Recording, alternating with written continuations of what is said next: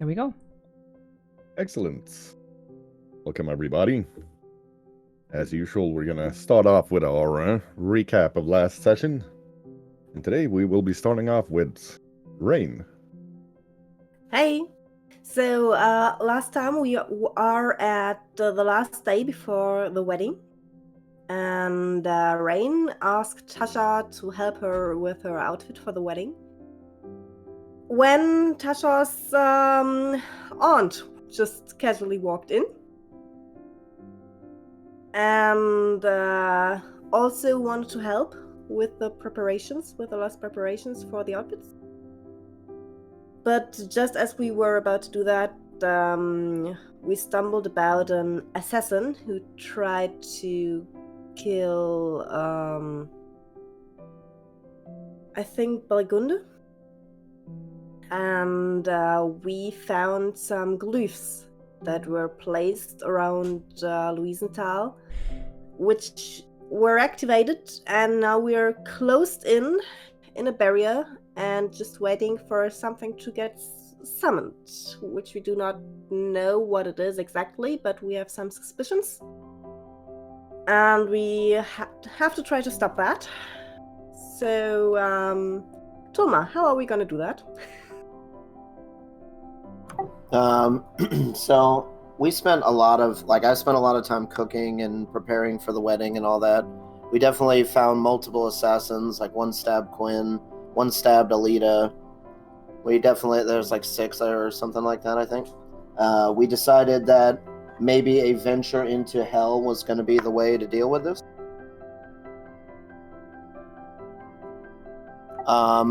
Lyle can sense the demon that possessed him not so long ago, and so he kind of is familiar with what's going on.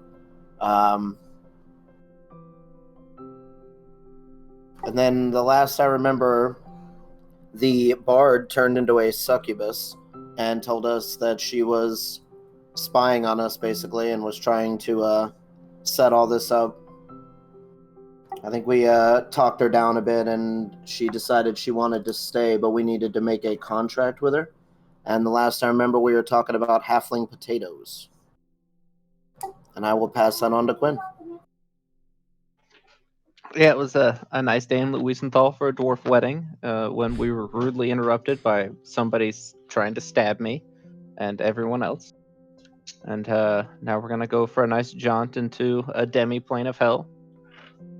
Turns out Ronnie the Racketeer is very upset about what the Red Lions did 1,000 years ago in Whitehaven. Oh, Ronald and his raccoons are apparently demons or devils or whatever. And before we can have our nice, lovely dwarf wedding, we have to, go demon hunting. What do you got, Tony? Well, you filled in most of the blanks, I guess, other than having a nervous dwarf walking around not knowing what to do. Can't go anywhere because I'm being watched like a hawk.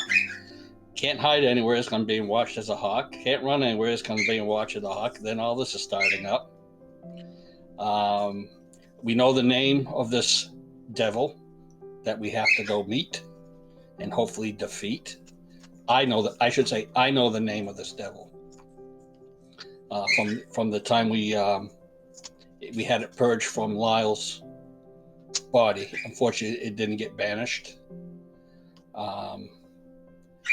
So yeah, we are look like we're heading into hell, literally. Over to you, Arwina. Yeah, most things have been mentioned. I have people watching Evrak everywhere in case of cold feet. The devil's name was Ditanu, and he's apparently a relative of mine from way back.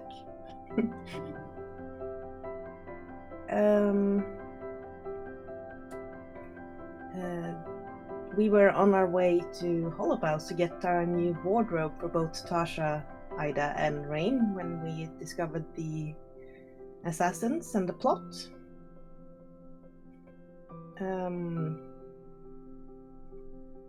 The cutest most awkward flirting I've ever seen.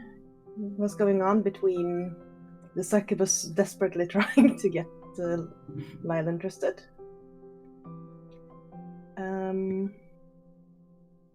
Yeah, we are going to hell, and Ida thinks that's a really, really, really stupid idea, but she'll come. Tasha?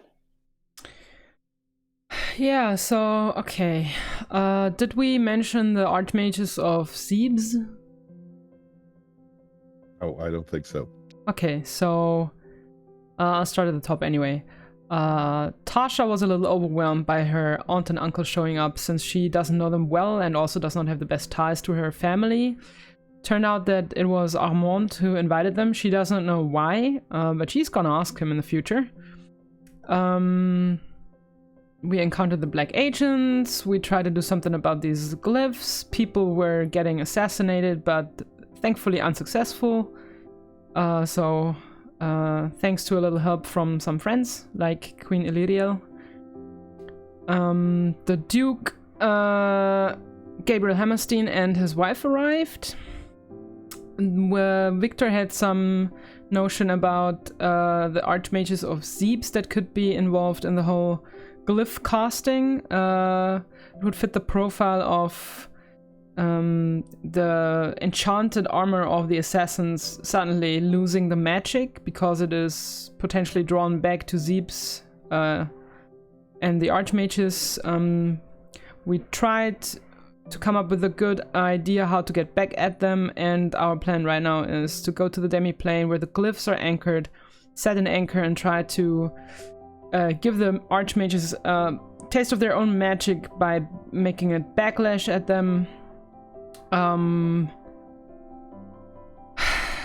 What else? Oh yeah, Tasha became professor of experimental sorcery because her aunt found out that she was to the White Haven of old. Yeah, so just one more nasty title she doesn't need, but she will wear it. She will wear it with pride someday. I think that's about it.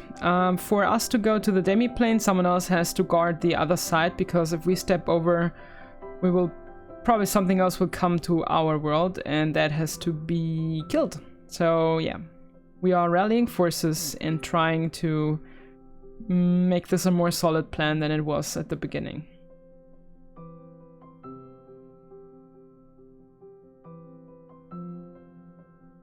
Pretty excellent. Right. Back to the wedding. What's the game? As far as I remember, you're all gathered in the inn at the moment, laying your plans and generally sneaking about, or being sneaky and old brainy and stuff. So that is where we will start it off.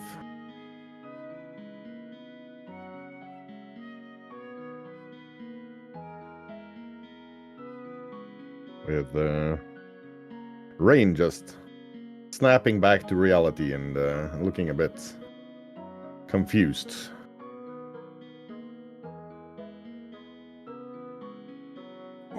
Sorry, what were you talking about a second ago? I was kind of zoning out. Yeah, I heard you mentioned something about Thebes. Yeah, we think the Archmages there might be behind all this. So we're going to go there? I think we're going to hell. Oh yeah, there was something like that. If we're going to Thebes, maybe a trip south to the Giants could be possible. I think, maybe we'll find some answers there.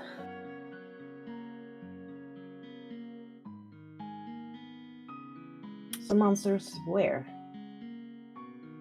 In the land of the Giants south of Thebes. Don't ask me why I know that. It's just, I've got the strong feeling that we should go there. We have an issue as we're buried in. We cannot get out unless you're guarding to get us on the other side of this barrier. Yeah, we cannot leave at the moment. It is a little difficult. Did someone try the garden in the hospital? wasn't it kind of connected to the outside in some way? That garden is creepy. It is beautiful and amazing and I love it, but it is also very creepy. I have no idea what this garden does. I don't know how it works as well. I just feel very comfortable there. And, well, I know we are closed in with this barrier, but, well, this garden was strange from the beginning, right? If no one has checked it out yet, maybe that's our way out.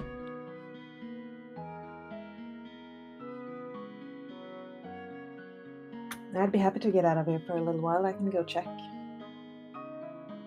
I'll go with you. I mean, if we're gonna go investigate, maybe we should all go. Fair enough.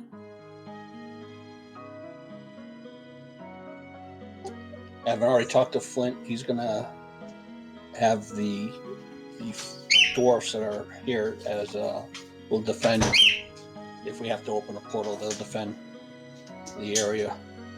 Kines, Constantine, and the aunt and uncle from Tasha, from anything coming out, if it goes to that.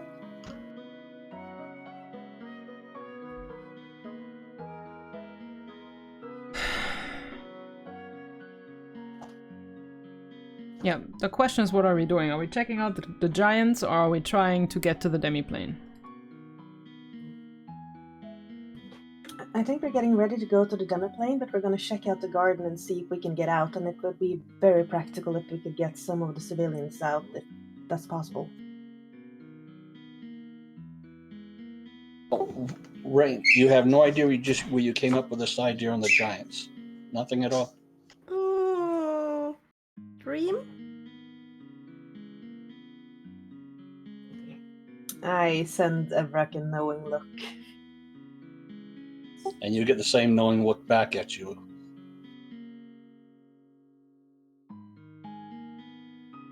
It's been a lot of hustle and hubbub lately, but now that you have the time to stop and take a breather, it sure looks like Ida's grown another set of wings at some point. Is that gonna stop anytime soon? I mean, don't get me wrong, your wings are beautiful. It's just, I think it's gonna cause distress with the tailors. Yeah, fortunately they are in the middle, so they shouldn't affect any more than I already have made plans for with my dresses. The cool thing is, and I hover a feet above the ground, just standing still in the air. This is kind of handy. Yeah, papers, beer mugs, anything light that's not fastened down, just start flying everywhere from the downward pressure of Ida hovering with her wings. Rain is grabbing Tasha's arm, trying to hold on. Stop it! I land. So, I love you, but you're forbidden to do this in the observatory. Fair enough. Thank you. I just organized all the paperwork. I really would hate to have to assemble it again. I won't do it in the observatory. You can land Flashy on the roof if that's what you want to do. You're allowed to do that. Don't you have a balcony? That too. Rain is flying over to Ida. Do you want to know how it is to be blown away by someone's wings? And she starts flopping really hard, probably just moving her hair a bit. Yep. Ida just looks like she's in a shampoo commercial. I'm resisting the urge of patting your head right now.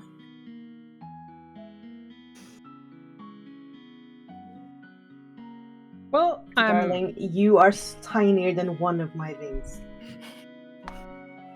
Well, but I'm happy that we have not yet lost our humor.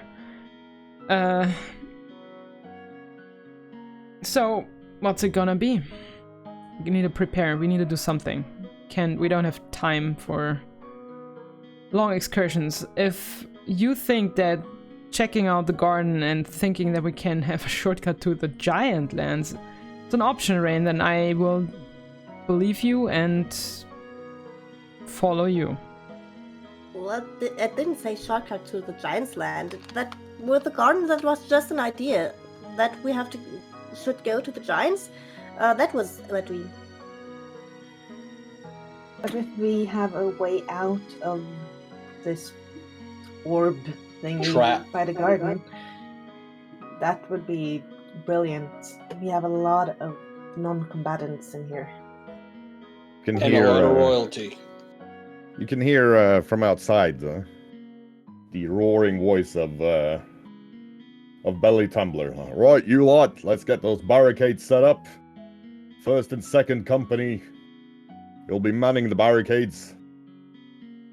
Third and fifth company, you'll be following me with Queen Illyriel into the garden. Well, that's that taken care of. You don't want anything else coming out of there. Oh, brilliant. I'm gonna go outside to check out what has been coming true. Yeah, you see a snake about 90 feet in length lying dead in the streets.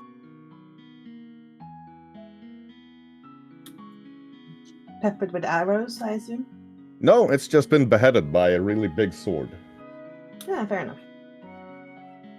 I would say that came from outside. Can't remember the one of those in the hospital's garden. No, because if those are in the hospital's garden, I'm never, ever, ever setting my foot there again. Ever. You don't like snakes, I guess. He looks over at Ida. Hello, love. Queen Illyriel thinks the dome might be intersecting in strange ways with the garden. Well, if someone can find that out, I guess it should be her. Indeed. I'll be moving in and securing it. See if we can get a foothold into that garden. Good. I love you. I love you too, lass. Now, I've got a war to wage. You have fun in heck. Fun, sure. That's what we're gonna have. Oh god, I'm having a headache. Ugh.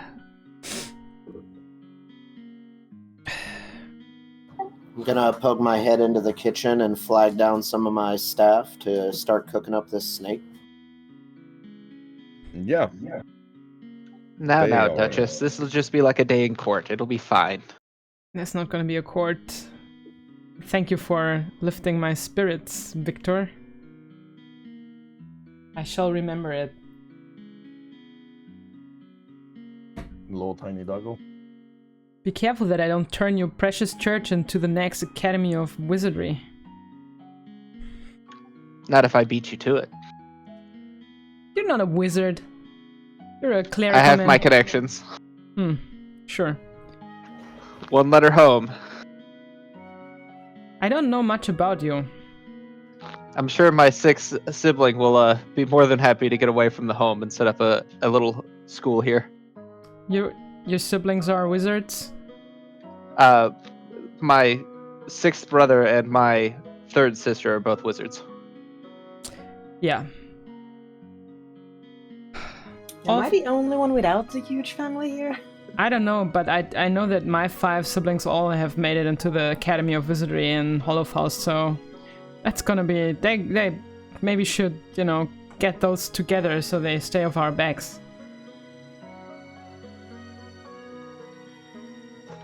I've only got 14 siblings. 14! The Marquess was a busy lady. I can imagine. Well, I just got 5, and those are a handful. Except for Yorick. I like Yorick. I actually miss him a little bit. I have one half-brother. At least I think he's my half-brother. I'm not sure yet.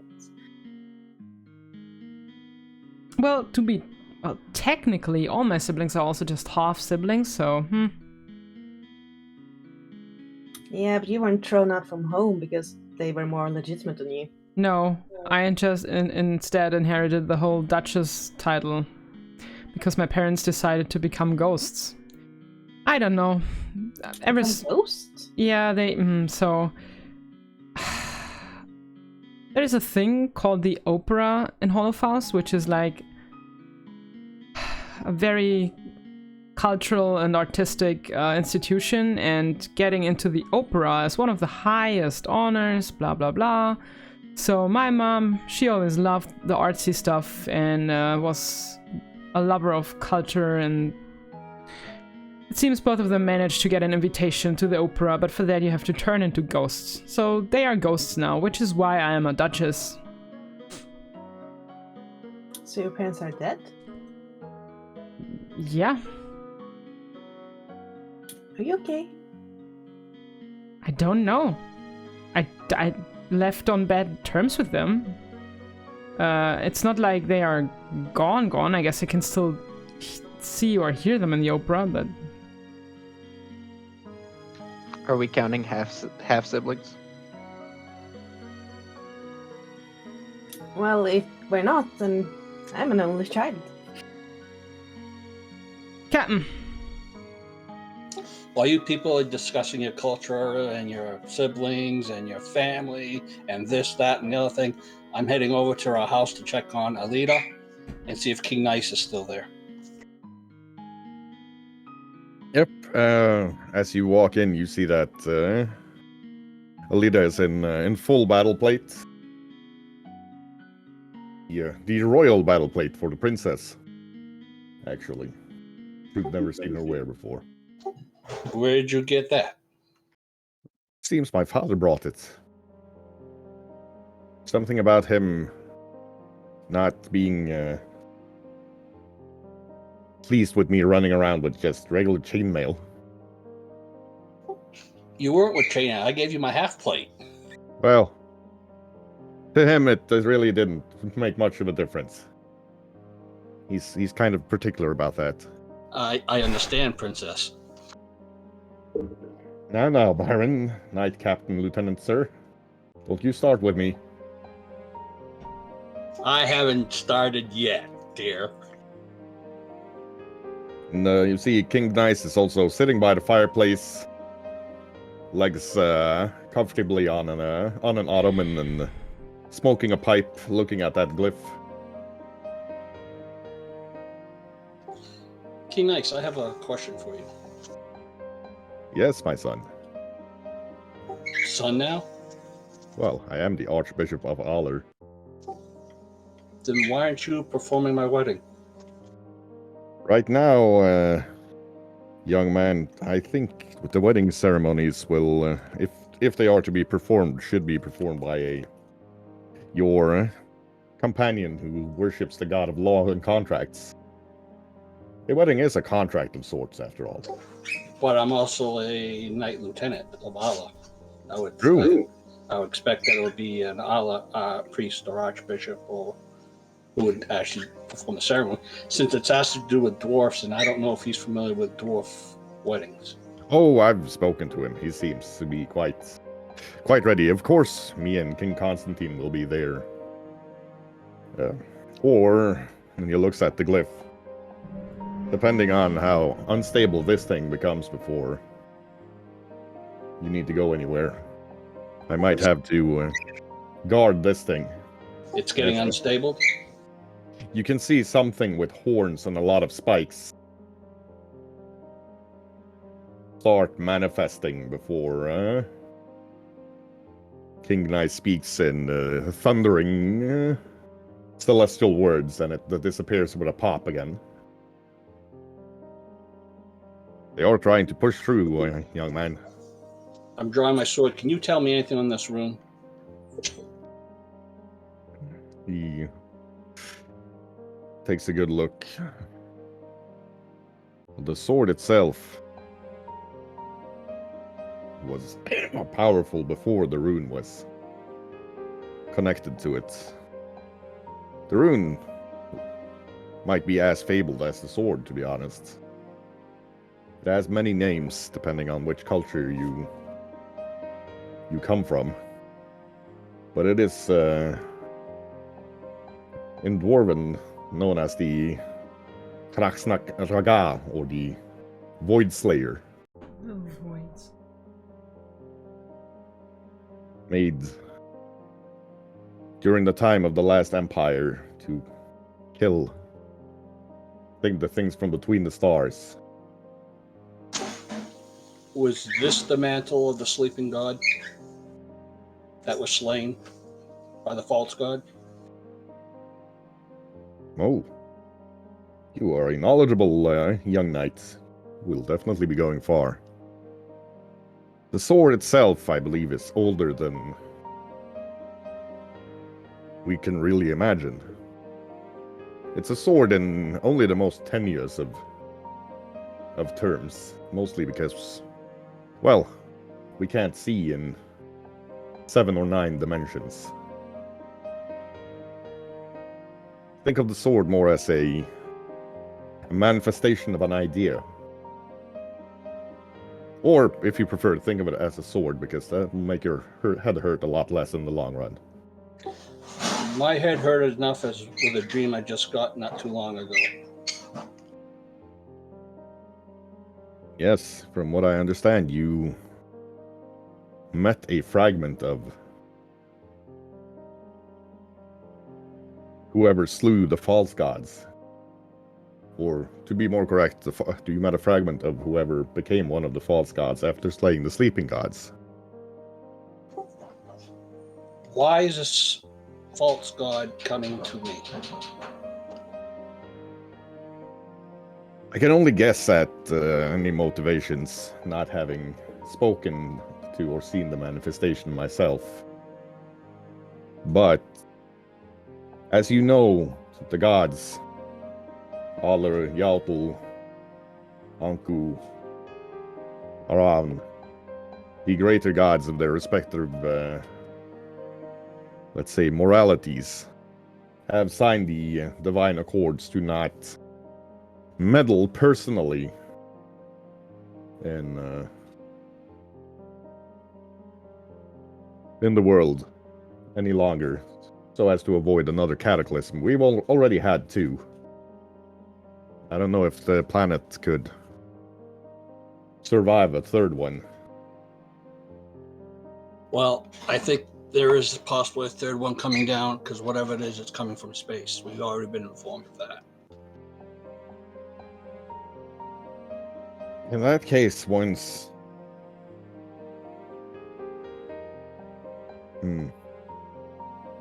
First things first. It is my understanding that you have a fragment of a slain god. Or perhaps the fragments of more than one slain god connected to your weapon. And they seem to be trying to influence current events. I can only speculate in how they are connected to them, and any speculation would be wild speculation. But if the threat you're speaking of is coming from the stars, then once this situation with the wedding and this invasion from hell, you get out of here! You see a spiky, slimy thing pop out of existence again over the glyph. You should look to what is lying in the lake. During the last war, when me and the Lyriels were still active adventurers instead of being tied down at court, signing papers and cutting red ribbons for new hospitals, we had planned on racing the ship that is at the bottom of this lake, which is supposedly able to sail the stars.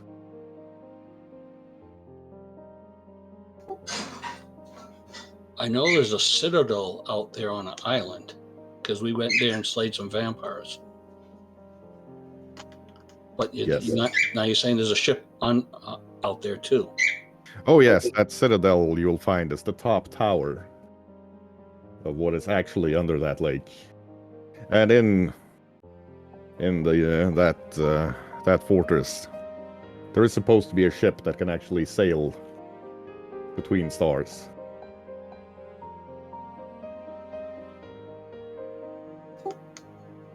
All right. I have one other question before we.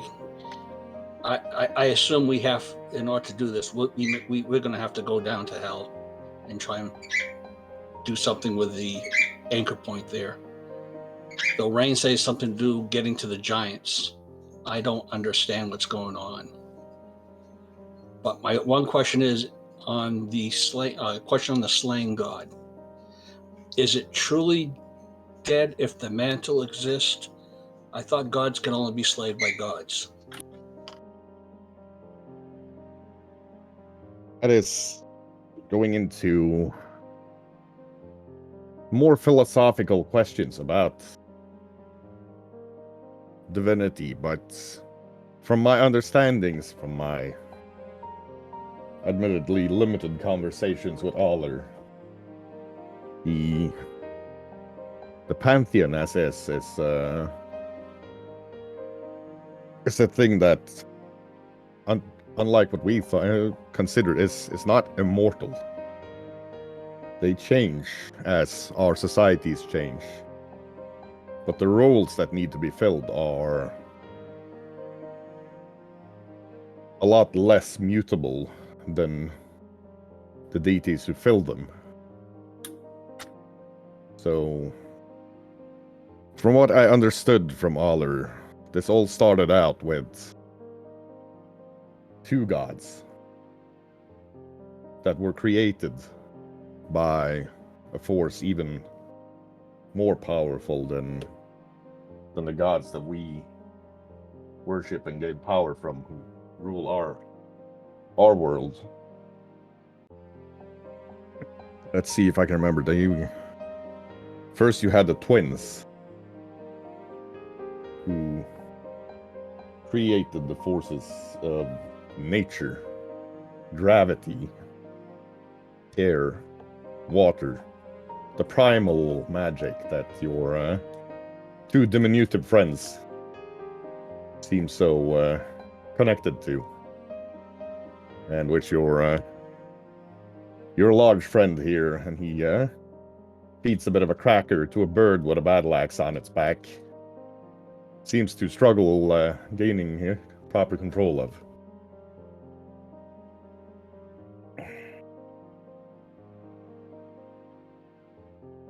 I wish that friend was here now, because I think we're going to need everybody on deck. Well, I must admit that this is one of the more lively weddings I've been to for a while. But yes, I believe you must foray into this. Now, it's not really the champions of allers like you. It's not your forte to consider the multi-dimensional. I'm aware of this, but think of this. Let's put it in easier terms to understand. Think of this demi-plane you're heading into as the archdevil creating a foothold from where to launch his attacks, a beachhead, if you will, into our world. They'll be weaker there than they would be on their home plane of hell itself. Okay, so even if we defeat him there, he still won't be fully defeated by banished again. He'll be banished again, but if you can collapse the demi-plane they are using as a staging point, the cost of creating another foothold for him might be too great for him to be able to bother you again. At least at this scale. It all depends on, well, how interested the Tyrants of Sebes are in seeing your demise. All right. Well, thank you for your counseling. I actually will be honest to tell you, King Nice, I'm terrified. But we'll see where our roll of the dice goes. Terrified is good, young man. Means you're not stupid. Going into a demi-plane of hell is something that should terrify anybody with any lick of sense. I do have one advantage. I know this sword is particularly good at slaying devils and demons. And and with other things I'm finding out with the sword, I'm also immune to mostly all type of fire-based attacks. So I do have a advantage to say. I'm more worried about the rest of the Red Lions going in. The weight of command, Knight Lieutenant. Sometimes lives must be laid on the line for good to triumph. Just don't waste them, but spend them for the greatest possible victory. The teachings of Oliver show us that rule is a heavy burden to carry. If you have lives that you are responsible for, it is your imperative to make sure that you use them as wisely and sparingly as possible.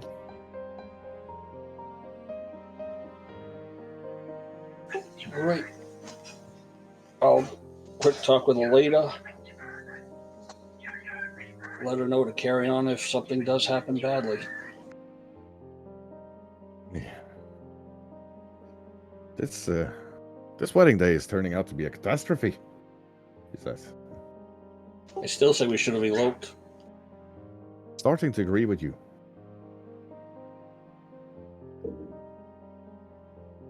I think a lot of this is my fault, so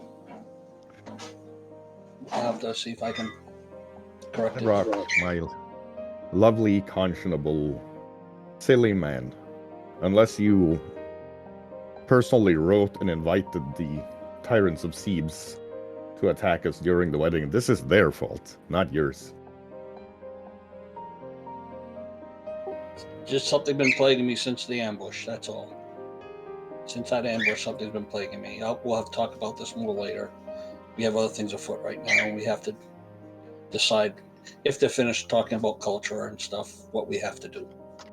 Indeed, she says, and she puts the two-handed hammer of the Princess of Rakarthum over her shoulder.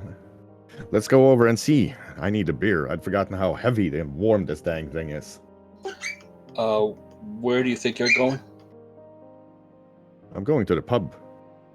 Sounds good. I'll share a drink with you. I still got this 1,000-year-old stuff that was given to me as a wedding gift I haven't opened yet. Now's as good a time as any. She says, opens the door and starts heading over toward Gebsbraustube.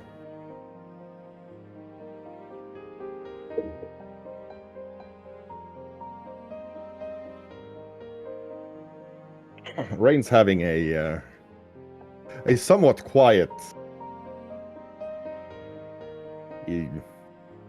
moment during all the hectic preparations. You can hear it seems like Tasha and Victor have gotten into who has the most second cousins, and they're tallying up their numbers of siblings right now. I mean, between the Marquis and the Marquess and the contracts that they fulfilled, I'm 30, maybe half siblings. Neat. Where's your talk, Mari? Fine, you win this one. But how did you turn out so good with all these siblings? There's a man sitting at the corner of the bar, looking at, smiling at the conversation, and he looks up at Rain. He's dressed in old, worn traveler's clothing. Black, tattered cloak. Long, black hair with stars of gray going into it. Seems to have lost one eye at some point. And is wearing an eye patch instead. He smiles at Rain. Quite the fellowship of adventurers you have here. Could I have a beer, please? Yes, of course. Coming right up. He takes a deep swig of the beer. And,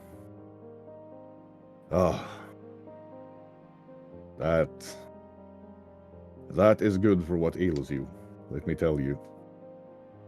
So, young lady, how do you feel about all this? Oh, well, I'd prefer if it wasn't so complicated, I guess. But I will stick with them, for sure. It's good to find stout friends to spend your time with, I guess. But complicated seems straightforward enough to me. Go into hell, kill an archdevil. Only question is whether you have the wedding ceremony first or afterwards. He looks down at his hands. You can see that he's missing the tip of his 3 fingers on his left hand.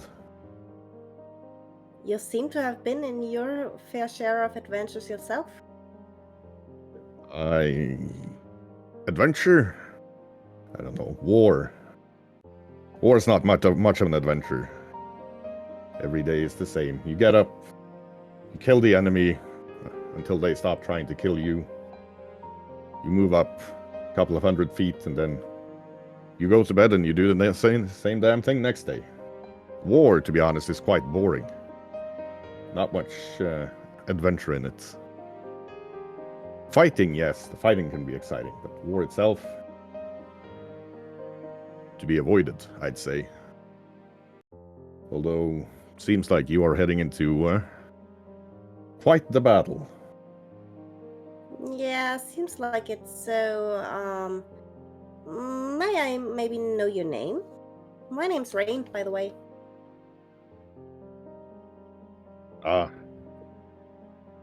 Most of my friends just call me Adam. It is Nice a to pleasure to meet you, Rain.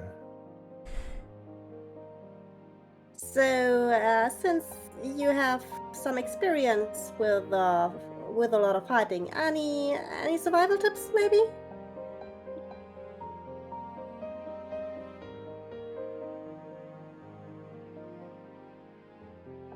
Don't be a target and kill the enemy before they kill you. He says and gives a grin. But mostly find people you can trust. Watch your back and watch their back as well. And stick together. Rain's looking over to the others. I don't worry about that. Good. Good. He rises up and puts down an old worn gold coin. I think you'll be just fine, young lady. And please, he says as he starts walking toward the door, Rain can see that part of his skull has actually been replaced with a gold coin as well.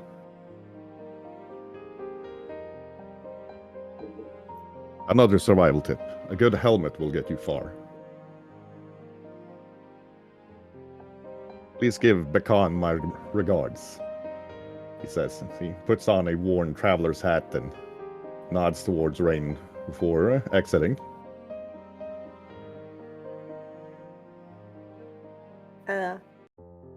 This is way too much. A gold coin for a beer. And he's already gone. Yeah, as she picks up the gold coin, there's a small popping sound, and 5 more gold coins sprout out from it.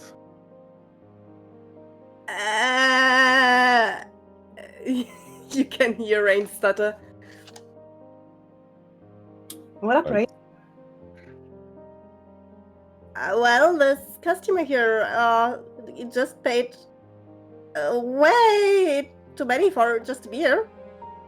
Anyone knows someone called Adam so I can give him his change? Not that None I of the don't rest know. of you have seen any customer. I didn't see anyone. Are you sure? He was just here. I was talking to him. See here, these gold coins. He just left them. He was just walking right out of the door, just a few seconds ago. How did Have he you look? been getting into your own stock? You know you can't take as much as we do, right? Can I see the gold coins? Yeah, you can see the gold coins on the counter. Yeah, Tasha's gonna inspect the gold coins all the while talking and saying, well, how did he look? I mean, maybe we know him, maybe he's just very sneaky. Ida can be very sneaky even with wings, so... Yeah, This but is Ida's true. she's sneaky without speaking. He was speaking. Tattered clothes, missing some finger limbs. His skull was looking like half a gold coin. I don't know. What? Wait, that is... I have no idea. But the gold coins look interesting. No one saw him. What were you into? I didn't drink anything. Wait, did someone of you just dive here into my... Oh no, never mind. It's all here.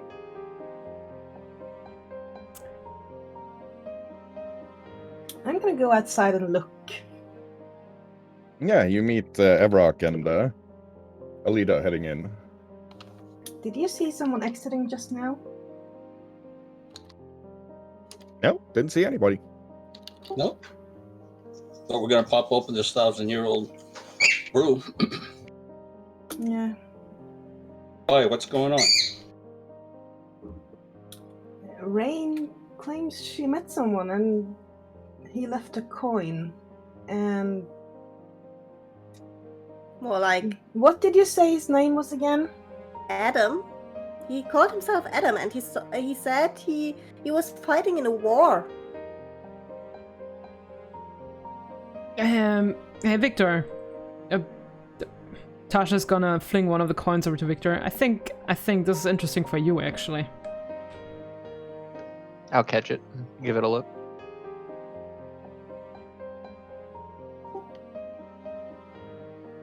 Yeah, I'm writing for you.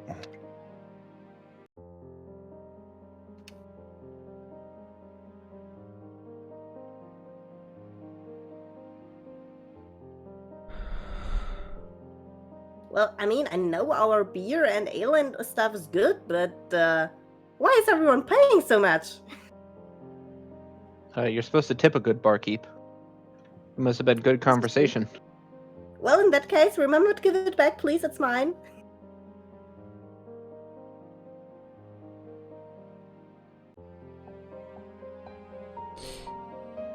Keep it.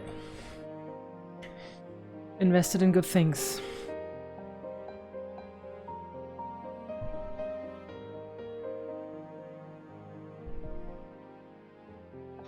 That's a hell of a tip.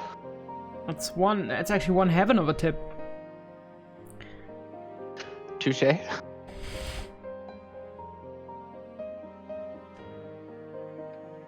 can see the confusion on your companions' faces. I'm gonna hand it to Rain.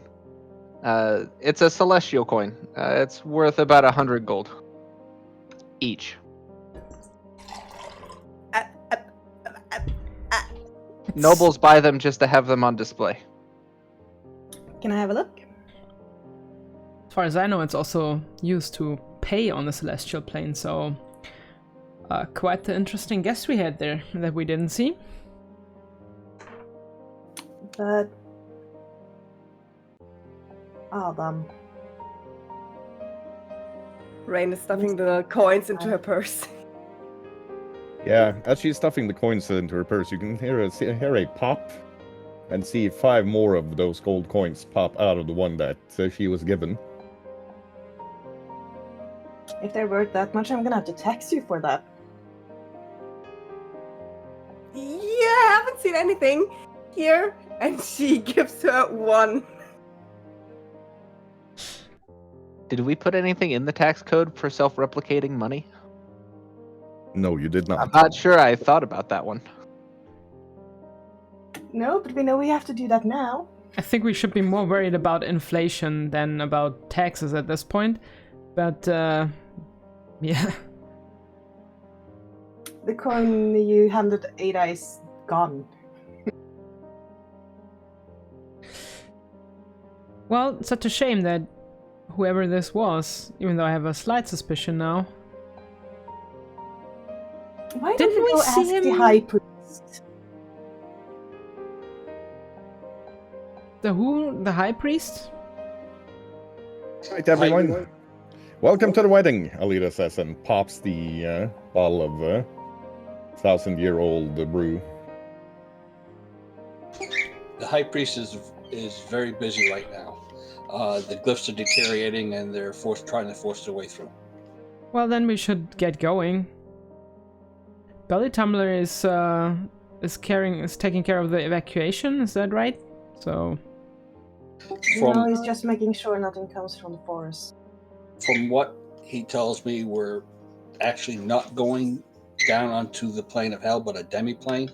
Yeah. Trying to destroy this foothold. Yeah, that Correct. was the plan. So even if we kill this it is an archdevil, by the way. Even if we do kill him, he'll be banished, but not dead. I mean, my plan was not killing him. My plan was creating a backlash at the Archmages of Zeep, so the magical overload will cause them to Hopefully get severe headaches. let the spell go and get rid of the barrier and the summoning. What's this all about our wedding? It's like 12 hours. I mean, maybe you should get married now and do the celebration later, you know? There may not be later. Yeah, that Exactly. sounds like a good idea.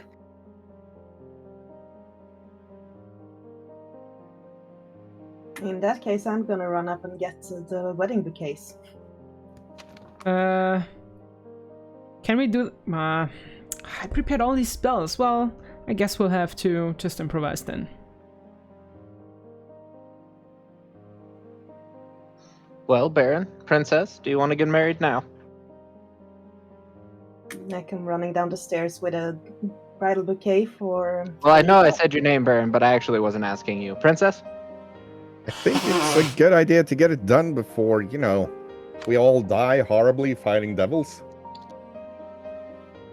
I'll be back. Victor's gonna get up and head towards his temple. I real hear my quick. mother calling. I'll be back. Yeah, I'll fetch Gunde. I'll go get Belly Tumbler.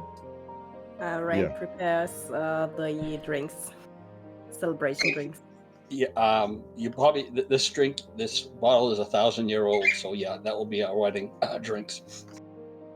Yeah, Evrock's parents walk into the pub. They seem like they've seen some fighting as well. What's going on? Flint straightens up and in front of Evrock. Knight Lieutenant, we're facing increasing incursions of minor devils from all the glyphs. So far, the Rockartoon Royal Guard are reinforced by the two kings and the Archmagi. And, well, I don't know if you have any dragons popping in for the wedding, but if you have, we need the reinforcement at the glyphs on the docks by somebody more powerful than just regular soldiers. I estimate we have another... If the glyphs keep decaying at the rate they are, we should have another 2 hours before we are facing a major incursion. We need to move. Absolutely, Knight Lieutenant Baron Commander, sir. But first of all, we need to get this wedding over and done with. We took the liberty of dressing up the young lady that didn't seem to fit her clothing anymore. Your mother is one hell of a knitter, he says as he nods over to Nashiram, now clad in a fairly modest dress of knitted wool.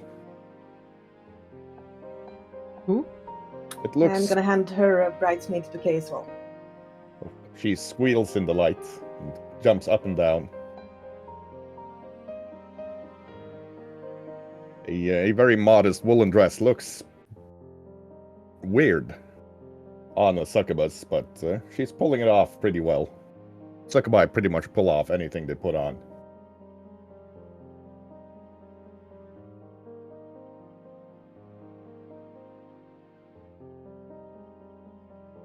And one of the head chefs who's been running around the entire day and has also now had to fight minor demons coming out of the pantry a couple of times.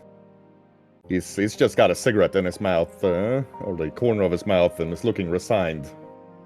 He walks up to Lyle and like, "Boss, wedding's on. Kind of pays in 5 minutes." Oh, yeah, sure. It's on now. Yeah, huh? I guess we serve whatever we got then. Let's get this all lined up. Let's go, boys. Right. The head chef gets up on a table and starts waving a ladle around like a tiny, resigned halfling general. "Okay, service, everybody! Get to your stations!"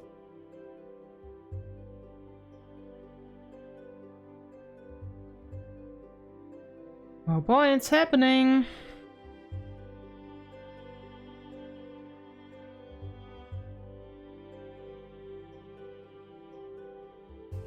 Right. Victor reappears carrying a whole bunch of scrolls and other religious paraphernalia, and what seem to be some very hefty marriage contracts. He's also got a red hood pulled up over his head, and underneath you can see like a silver mask that's reminiscent of like a helmet's visor, and written all across it are faintly glowing angular script.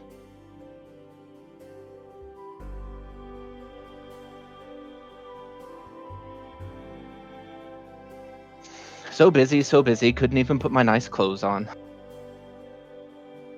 Don't pretend like you really hate this.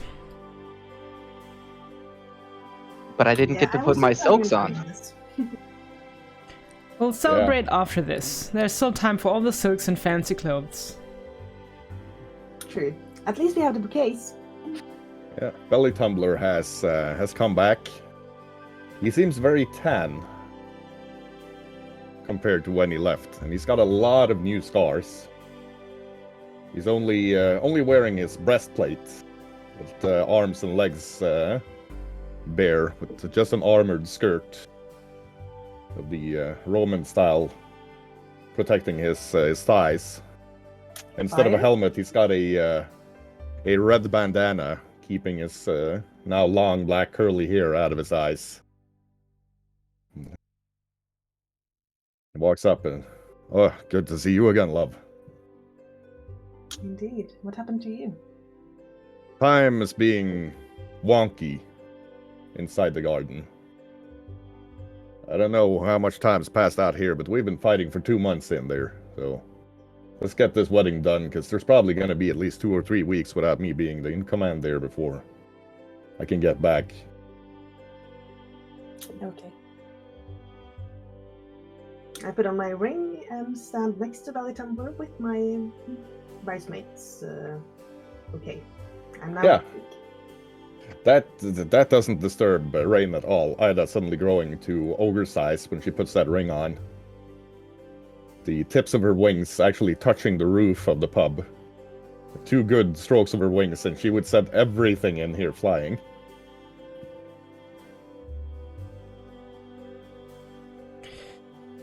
Very well. Oh boy. Alida smiles over at Evrock. And, well, the way things have been since I met you, this is pretty much par for the course for the wedding. Chaos, fighting, timey-wimey bullshit, and extra planar beings attacking this. Yep, pretty much what I knew I was signing up for. Checks out.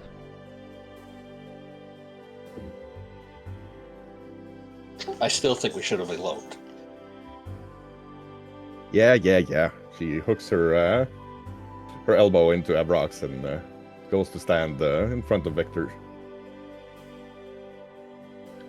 Are we ready?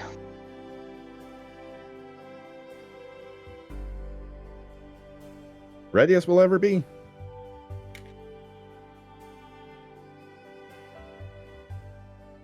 Well, we're waiting. Liz id quizmiriv mir kid sivwid zavmud talritz. Today we gather to witness the sacred consecration of the greatest contract we can sign.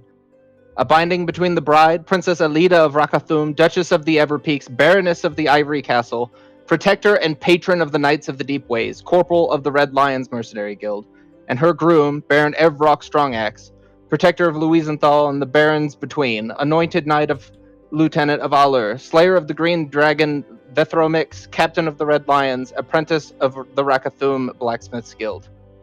And with this deed, and on these oaths that we shall swear, you shall each pledge to become one unto the other, your deeds no longer to be made for yourself, but for the union between you. You shall give yourselves to each other. Fulfillment of this contract shall provide the nourishment of your kith and kin, with which society itself needs to flourish. Do you, Princess Alida of Rakathum, have any oaths you wish witnessed and bound to this contract? Well, I had a lot, but I think we'll keep it short because Belly Tumbler's starting to look very, We'll very. We'll stressed. document it later. How about you, Baron Evrock? Yes, I have my oath ready. The mask just stares at you expectantly.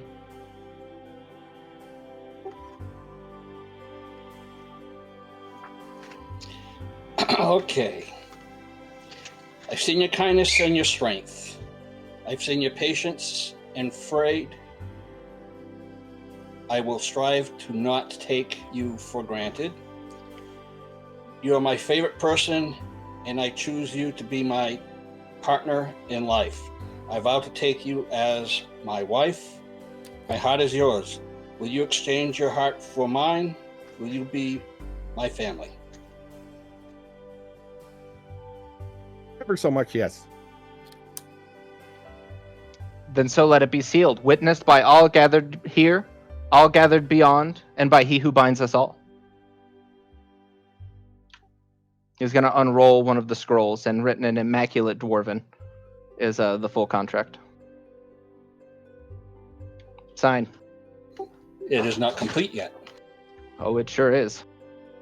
The proper dwarf ceremony, we have to forge our wedding bands at the forge together for the final part of the procedures. Right, let's go do that right now. We don't have much time. I'm just following tradition. Yeah, she leads to the forge. You can hear a lot of cheering from outside as you exit. Mumbling from the crowd. Look at those bridesmaids. The ass on that smack.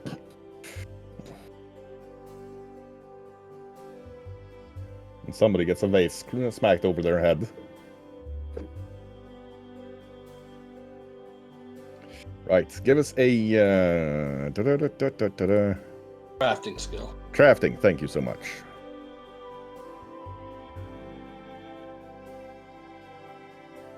It's done in a hurry.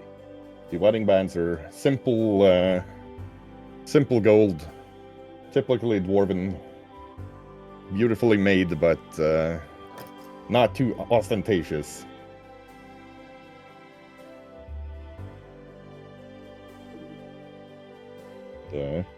Alida grins as she slides Evrock's band onto his finger, and then puts his armored gauntlet on after it.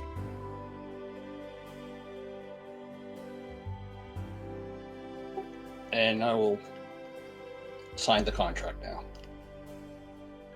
Shago, is a 35 a success or a critical success? For That my would be a religion check? critical success, sir.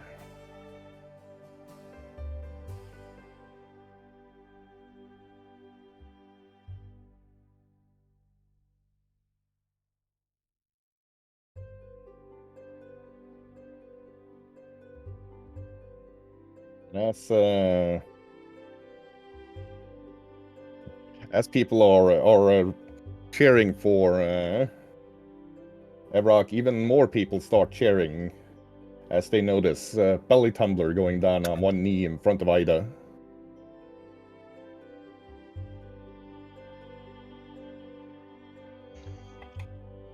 Okay, I put the effects of the heart bond ritual in the Pathfinder chat. He's trying to mumble out something, but seems to give up on speech and instead just holds a ring up to her. Having trouble talking myself, I just nod vigorously. Drag him to his feet and kiss him. Tasha's just throwing prestidigitation, confetti, and flower petals and everything over everyone. Once I get my voice back, I look at him and there is no time like the present, right? Sure seems like it, Lamb. Victor? Victor's actually sitting at a table scribbling away furiously. Tasha's gonna cast haste on Victor. Yeah, you can actually see thin lines of smoke forming from the speed of his quill scratching on the paper. Is it? Where is it? I mean it. Tasha casts haste on Victor. Yeah, that's why I said what I said. If he'd been writing any faster, he would actually set the contract on fire. And done. We ready? Just one thing. I turn to Evrock. Do I have your blessing? What took you so long to ask? It kind of happened 2 minutes ago. My pleasure. Okay, now we're ready.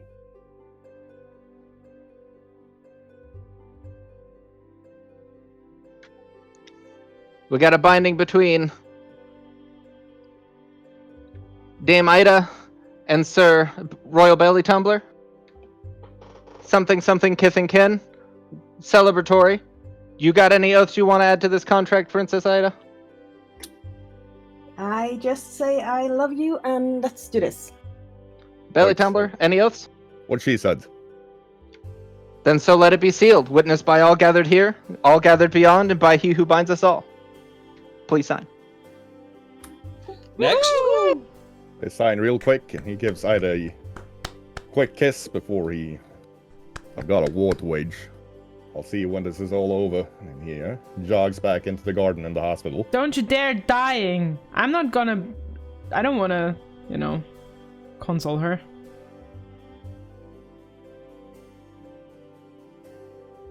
As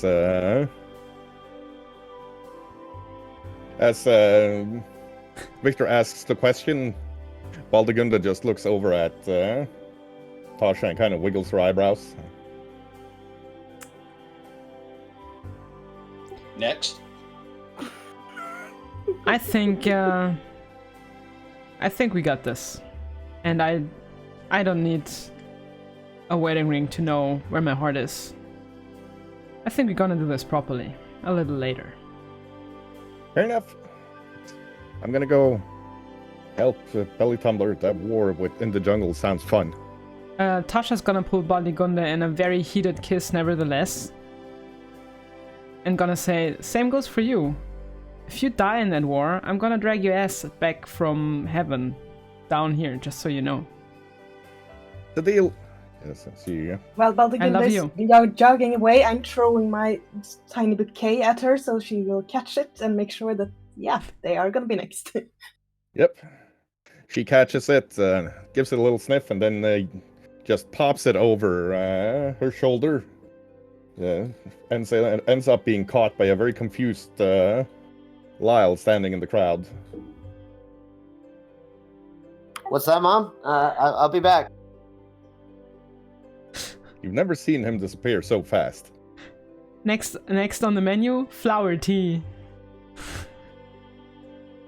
With fertile properties, because it's made of a wedding flower bouquet. Coming right up. I also critically succeeded your heart bond, Ida. Excellent. Thank you. There's a lot of rejoicing.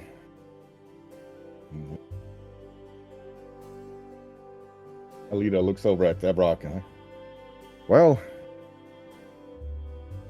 husband, I think you should organize your strike force before anything even nastier pops in.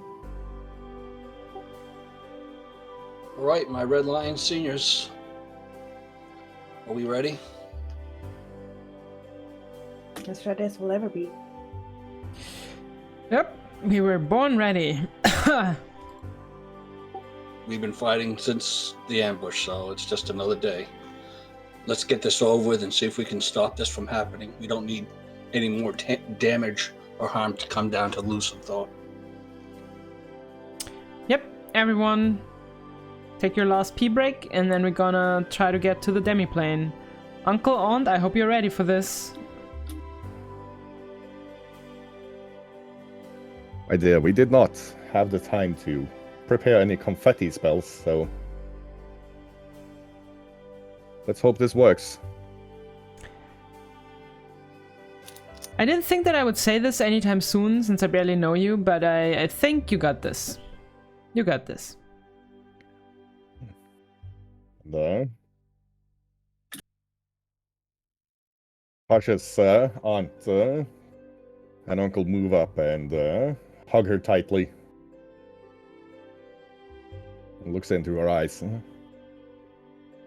You can't imagine how proud we are of you. I actually can't. But thank you. I appreciate that. I'll be back though. Don't sweat it.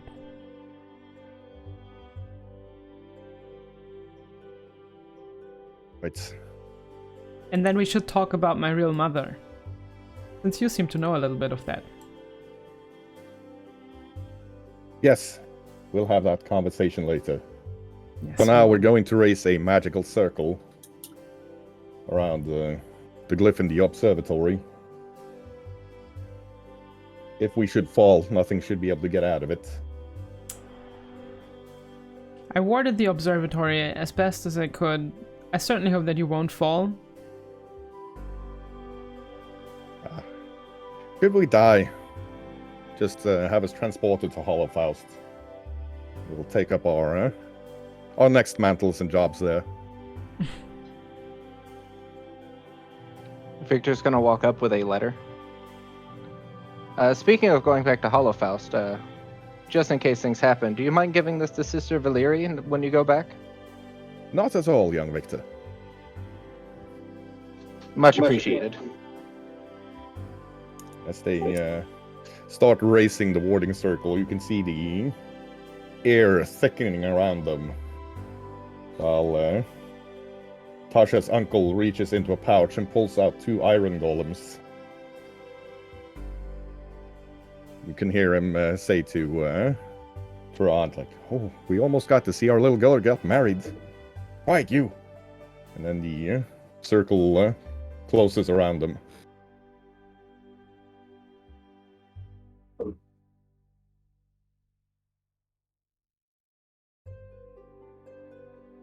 But only Victor is there to hear it.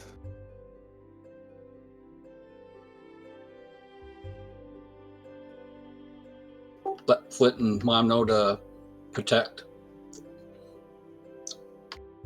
Yeah, the the town of Luisenthal around the 5 glyphs looks a lot like a military camp. Especially now that the supply trains have started running into the garden. You can see 50 of the dwarven soldiers leading mules with a lot of provisions in.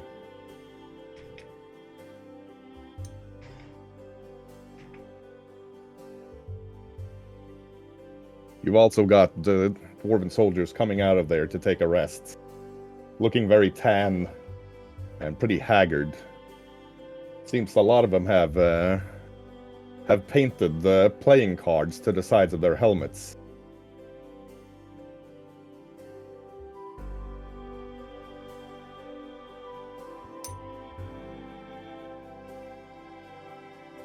And that seems like a good place to take a 10-minute break before we keep going.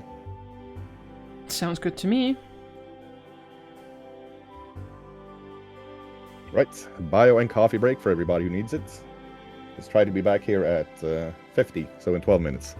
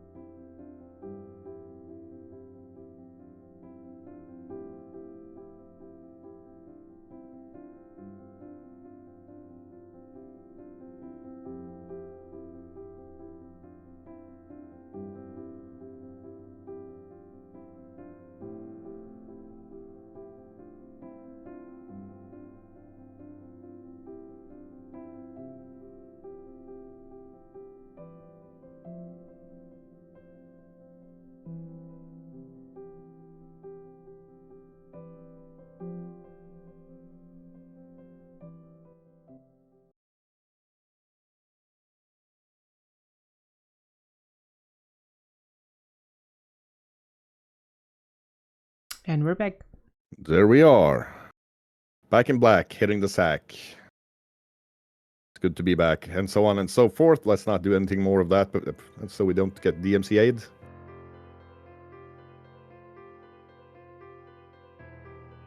You are moving towards one of the glyphs, I believe. Correct. By the way, does anyone have like a leather helmet for me?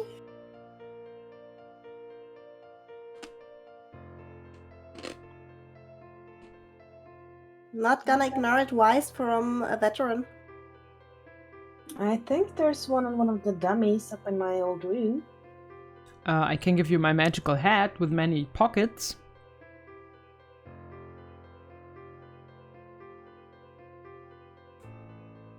Will that protect me in some way?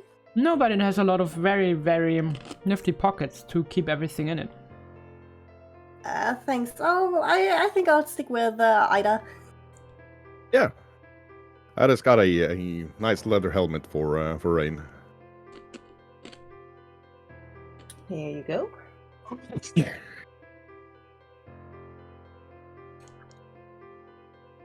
So, which glyph are you going to be going through? Well, originally I actually thought that we would take the one in the observatory. I'm thinking the one in the church. Well, then let's go to the church. Let's go to church. Take me to church. Thank you. That song stuck in my head for the entire combat encounter. It's beautiful. I will get you back for this, woman. No, you won't. Just Just get wait. me to the church on time. At least I don't have 99 Luftballons. Right. Oh. Okay. Yeah, going to the church. You can see King Constantine, the King of Rakarthum, and his closest royal guard are keeping watch on the glyph. He looks up at Ebrock and walks over. Hi, Dad. Embraces him. Ah, son. Are you ready for the counterattack into hell? As ready as can ever be. Right. Best of luck. Don't make my daughter a widow just yet. I'm gonna do my damnedest not to.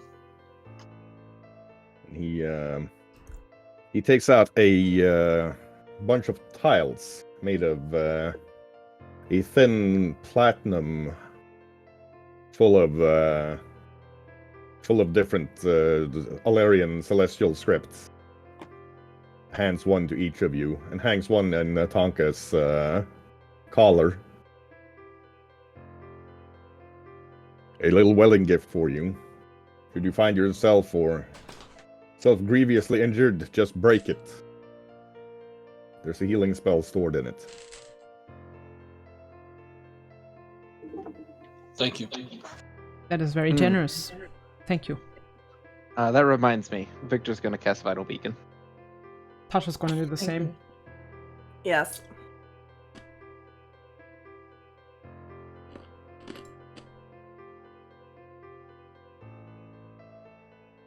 Rain is saving hers for the moment. You know it doesn't have a duration, right? I know, but is it activated by each touch, or is it willed? You have to specifically supplicate for the healing. Okay. It's in an that action case- to pull the heal off of you. All right. So in that case, Vital Beacon activated.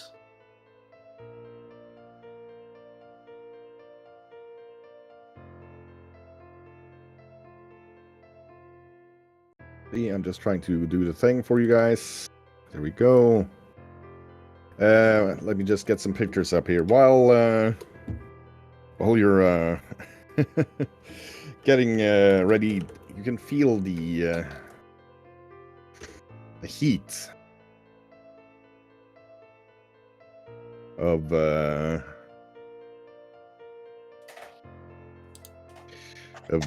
Hack itself. or hell, whatever you want to call it, start to rise as things start to get misty and just hard to see around you. Oh, damn. That's not as big as that. We don't want anything that big. Suddenly, you find yourself standing in a cave. You can see 4 bearded devils standing around. One of them is shouting back to what seems to be their commander, a much more powerful-looking barb devil. He turns to it and they're counterattacking. Are they allowed to do that? In addition to those 2 devils, you can see a very angry-looking lady with the black wings and a fiery bow flying around. And over by an alchemical table, there's a very nasty-looking Oceloth, or Bone Devil, as Victor knows them as. And they do not seem too happy that all of you are counterattacking into their realm. The walls of seems like a cave you've moved into are black obsidian. The heat in here is brutal. You are instantly uncomfortable, except Evrock, who seems completely unaffected by it. And it is difficult to breathe. Let's see. There we go. And time for some initiatives.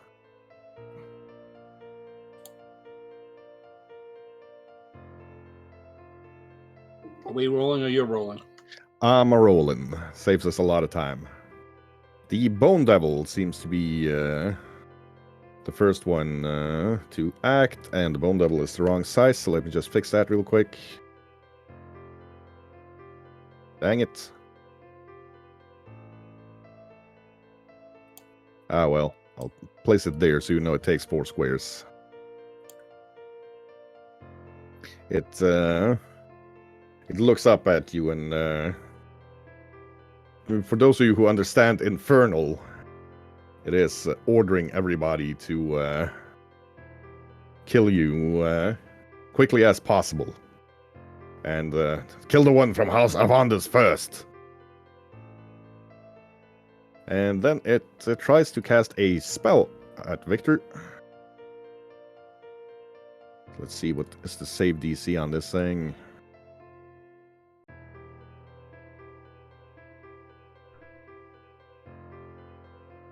That should be available to see.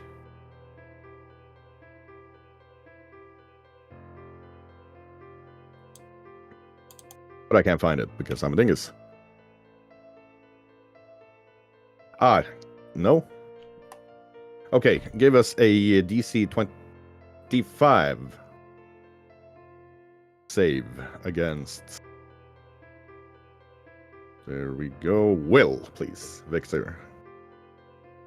Is this mind affecting? Yes, it is. Yeah, it's a critical success. Well, in that case, you completely ignore it. As it tries to cast Phantom Pain on Victor.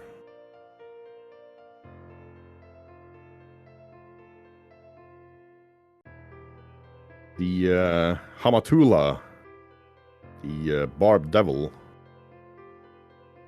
which is down to your right. I'm gonna bring this up early before we get super into this. Everyone's map is black. Yes. Son of a... I was about to say it. I see. I can't see shit. Like everything's black except for my icon. Same for me. Why is that I happening? can see, I can see. but that's probably dark vision. Oh, great. Son of a... Well, Yeah, this happens every now and then. That is a bit unfortunate. We're gonna have to figure that out real quick, like.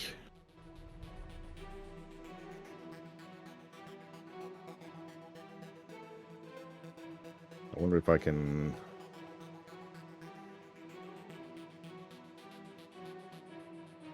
Do something here. Does that help Look for at Victor? that, lights. I mean, I can Right. at least see the other people now. Yep. Okay, so for those of you who can't see, I can at least include you in the party vision. Fancy Grounds is suddenly just gave us dynamic lighting. I still am not quite certain how to deal with that. I mean, technically it's okay if this is a problem because Tasha can't see, then she can't see. That's like... Somebody it will is have to quite cast dark. There are flaming and glowing weapons, though. Yeah, so that shouldn't be an issue. Tasha's got low light vision in here, That's true. so she Does should have low light sensors, yeah. she should be able to see. Erwina, did you not add vision for yourself in Starfinder? When we had Yeah, I this did issue on Monday. exactly the same thing to Victor and Evrak and Tasha now. It should work, but maybe they need to do it themselves. I don't need it. I can see the map. Yeah. So it's Victor and Tasha that need the light effect added to them. Could you Yeah. quickly explain to them how you do that? Up in the corner, there's effects button. Push that, and you get the effect. And you can drag it over to the character you want to put it on.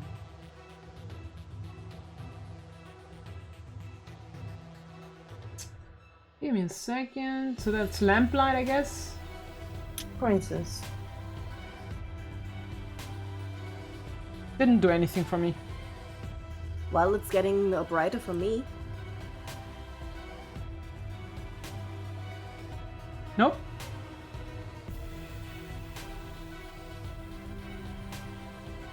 This should Try- give you an effect at least. Where can you see the others now? I mean, I can see the others. I just cannot see the map at the moment. Not the map at all.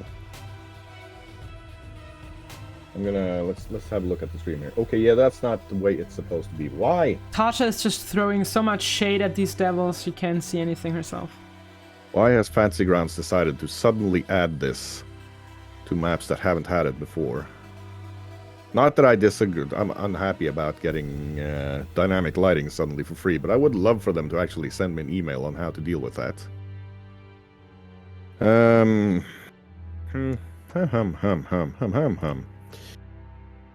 I mean, it's okay. I see the enemies. I'll deal with it. It's just probably not so nice for the viewers since I'm the one streaming this. Yeah. That's kind of the issue here. Let me see if I can find something that fixes this for you. Meanwhile, yeah, this is kind of a bummer. Let's see. How about we just try to change Tasha's vision to dark vision for now, just to see the whole map. Let's see. Where can I add? Do I have to do that, or does Shoma? Name, senses, and just write in dark vision. Oh.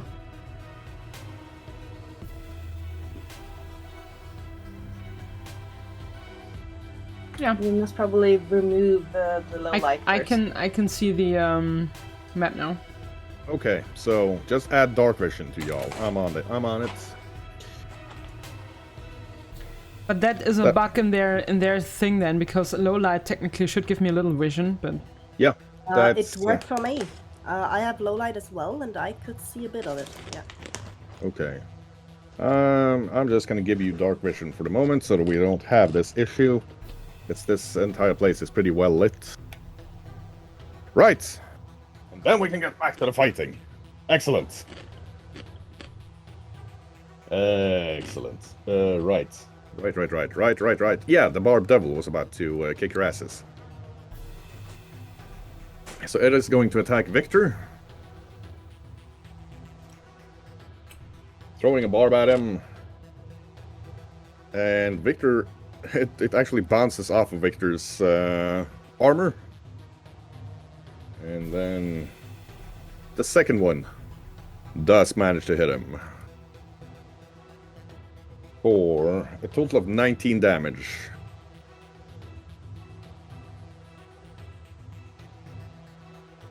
Then you get a liberating step from me, so you take 9 less. And a possible move if you want.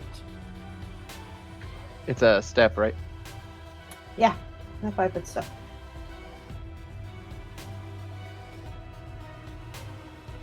One of the Barbassus lets out a yell, moves up and swings its glaive at the rain.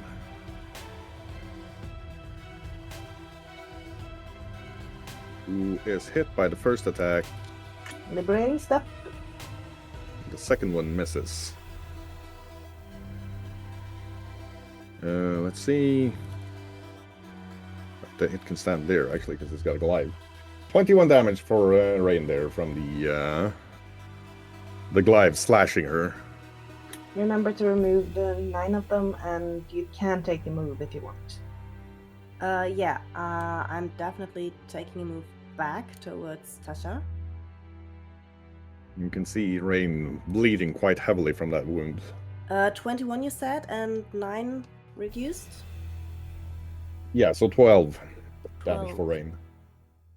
Which takes us to Lal. Mr. Lal. I would like to place a hunter's mark on this fly chick with the bow over here in the corner. Yes.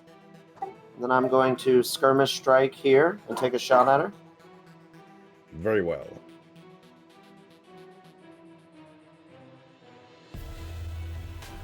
Oh, that is a big old critical, all right. Whammo! Much whammo indeed. Whammo's in chat! Now, are you using any of your magical damage effects? I didn't call it beforehand, so I'm just going to roll without it, and I'll add it to the next one. Fair enough, fair enough. Let's see, so that's a 24, 33 times 2. Yeah, that's a lot of damage. He places that arrow straight into her neck. And she seems extremely unhappy about the current situation. I'm going to go ahead and take a second shot at her. This time I'll add the cold. I will freeze the arrows. Right, so that's the... Suddenly, Lyle's bow, you can see frost falling, not just from the bow, but from his hands and from, well, Lyle. His entire body seems to be covered in frost roses. As he launches an arrow at the Erinus, or the Fury Devil, as they're also known. But she dodges this one, being a lot more wary of the tiny man with the incredible accuracy. And then my last action, I'm going to move over here by Tonka. Got it. And that would be my turn, sir. That takes us to Victor.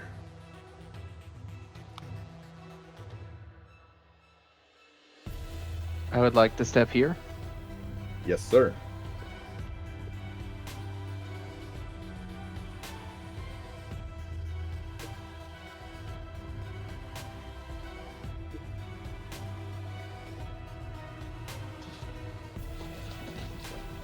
I would be surprised if that is not a hit. That is a hit, good sir. That is a hit.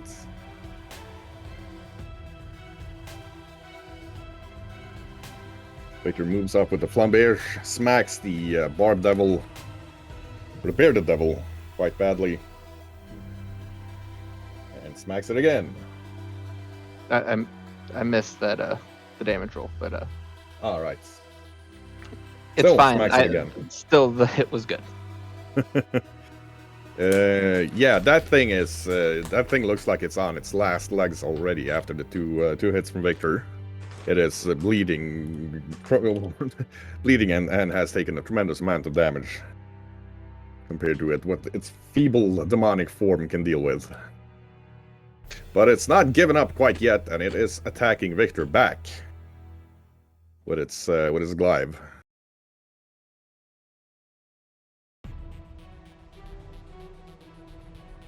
First attack he parries easily with his flamberge.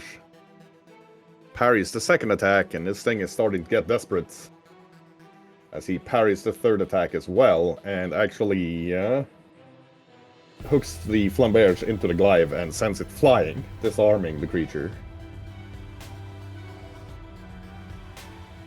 This other devil here is going for Lyle.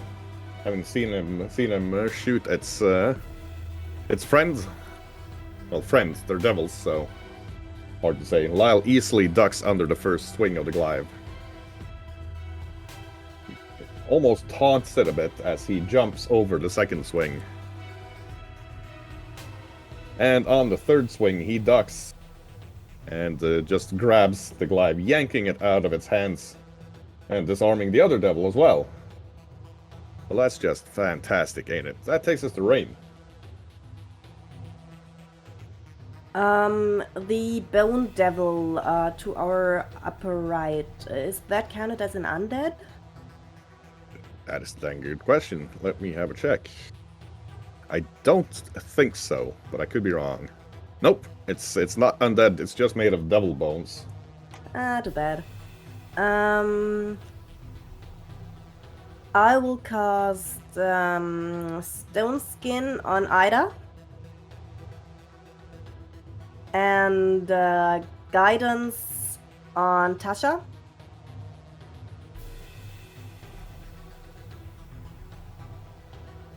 Very well.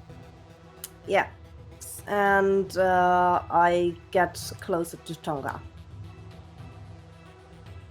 Yeah, Tonka gives a little woof. He moves his head over Rain to defend her. Speaking of Ida, that takes us to Ida. Rain also takes 3 bleed damage from the bleeding wound from the glaive that hit her.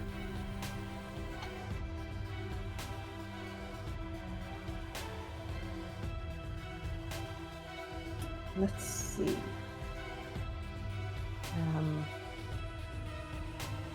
Yeah, I'm just gonna step up and go to town on this thing here.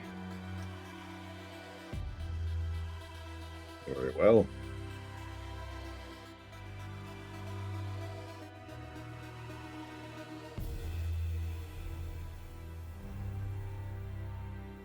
That is not the best I've ever seen from Ida, but ironically, she actually hits with the first hit there.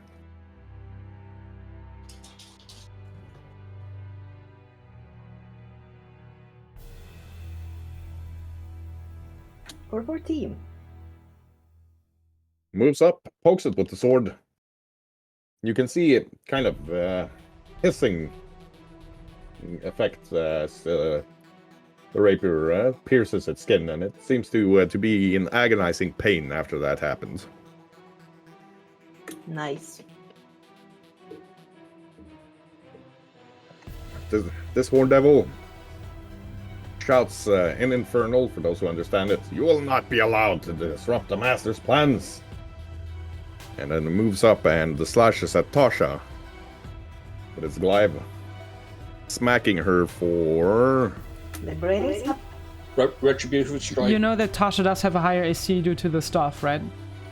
Yeah, Okay. not that high, though. It's just, just saying. Yeah. Everyone that can is- move out of the way, so it'll have to move to attack, keep attacking you. Just to hit. Actually, yeah, the divine defenses from both Ida and Evrock kick in.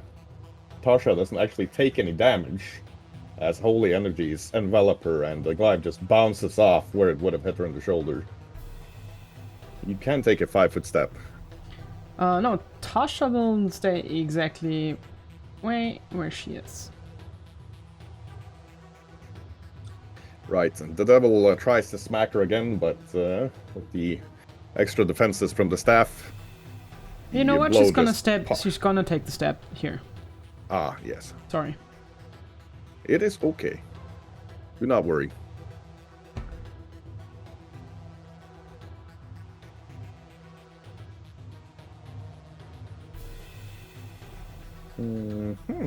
Hello.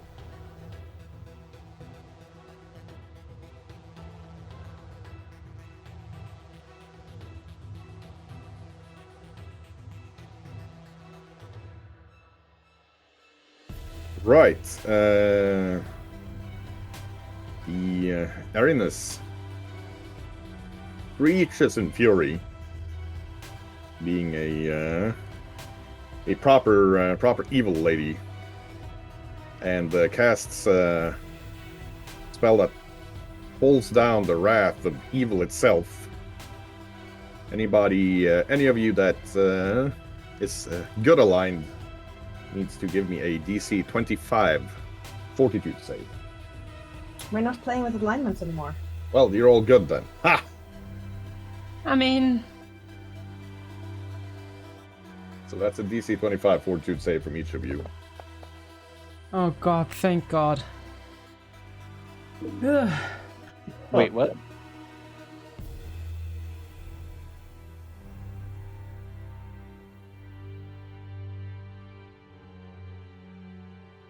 I'm gonna need a save from Tonka as well, Mr. Tolmar. He is smart enough to have a moral compass. Critical success here. Yeah. So the only one that seems to be affected is Rain, who takes 17 damage. While the rest of you just flat out ignore the hellfire raining down upon you. Is it fire? What I had to roll? Hellfire. And speaking of Tonka, it is Tonka's turn, Mr. Tolma. Woof. Don't move there. Don't move there. Too Don't late. don't move there. It's too late. I've done the thing. Tonka moves up. That is a hit, sir.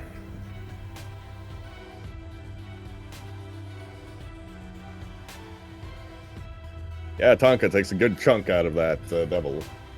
Ah, And that is also a hit. you never use crushing wave ever. Right, so Tonka moves up to this Fucking this bearded devil that's been attacking Tasha, which Tonka strongly disapproves of because Tasha is a dispenser of snacks and scratches.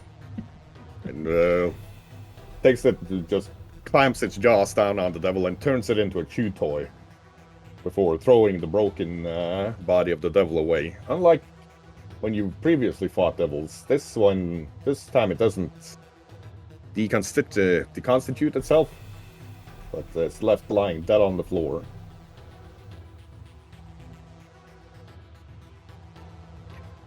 Speaking of, Tasha.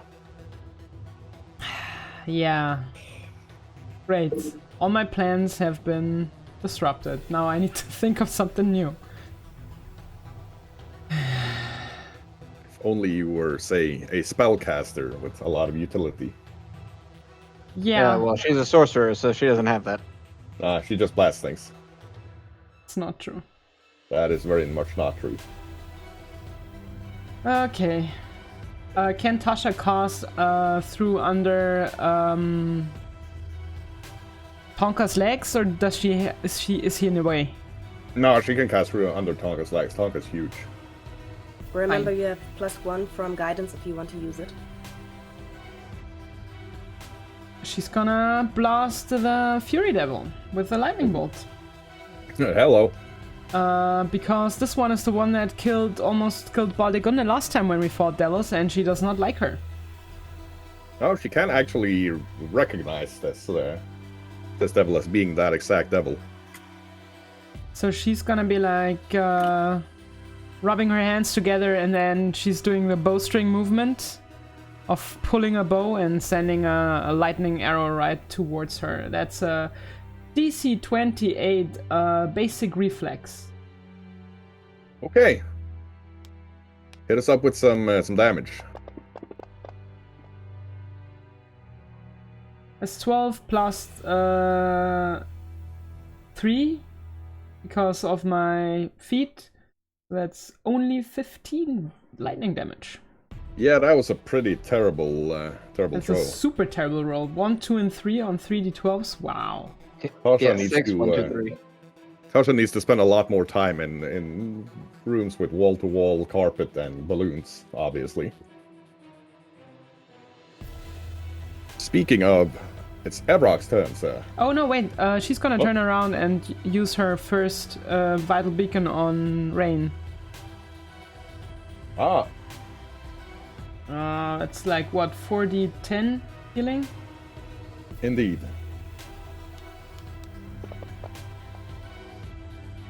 Get 29 hit points back, and hopefully this will also take care of the bleeding.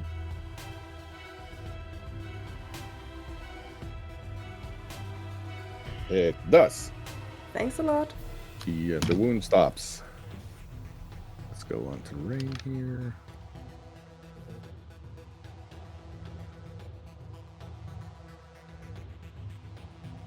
No more infernal wound for her. Or maybe we just completely remove Rain from the fight. No, thank you. No, That's please. fantastic. That's not what I was planning on doing.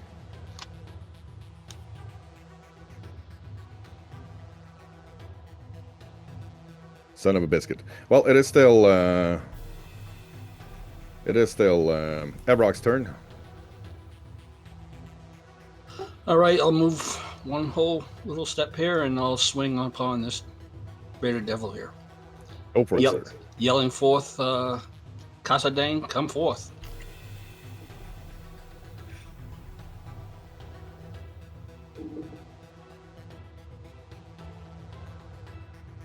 That is a critical hit.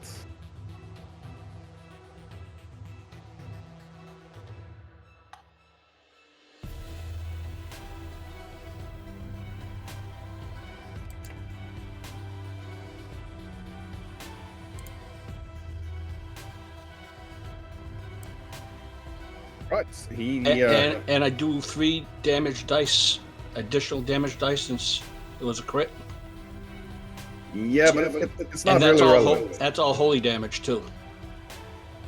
Yeah, Evrock moves up with his holy sword, runs it through the chest of the devil, which screams and erupts into a blazing white fire. Before it doesn't dissipate in the way that they dissipate when they're banished. It seems to have actually been destroyed by the blade.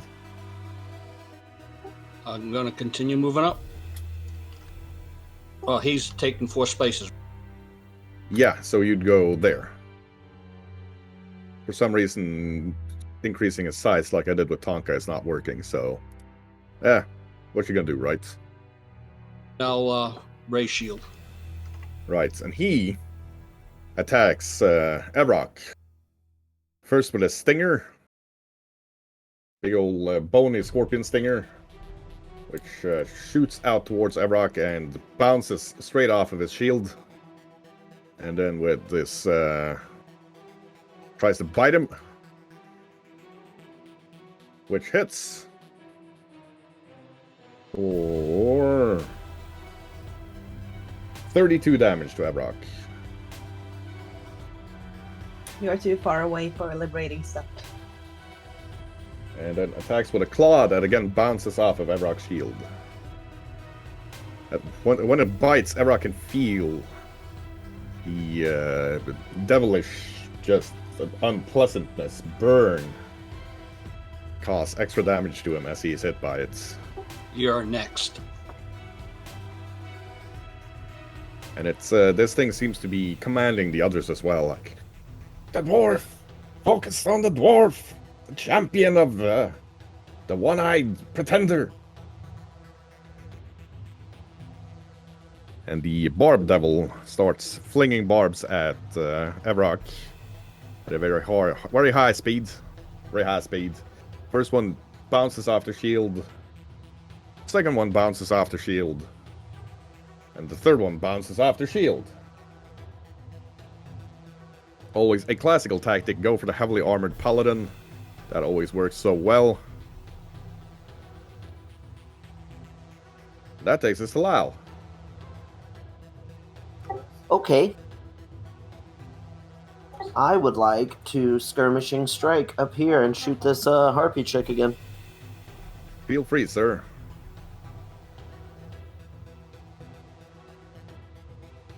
Let me check her armor class real quick. That, sir, is a hit. Okay.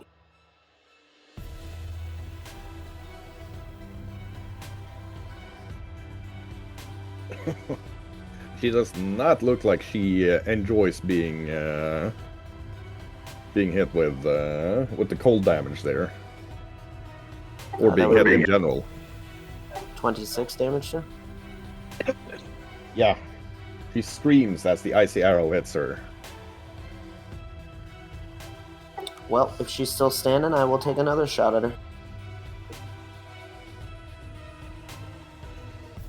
That is another hit.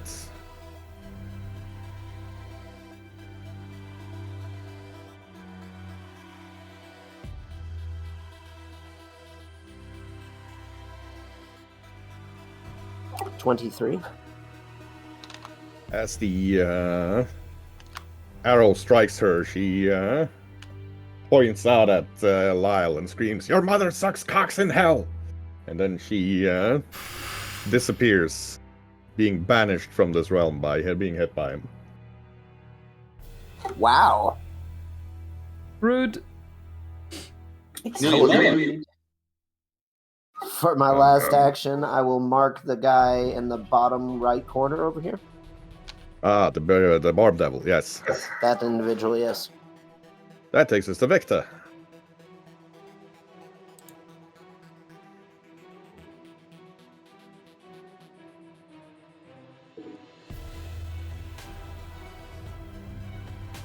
Raw. I'm assuming that's a charge, sir? Well, charge takes a feat that I don't have. We'll call So it that a is a charge. movement. And then I'm going to declare a smite. Victor runs up him in a very charged-like maneuver and swings with his two-handed sword.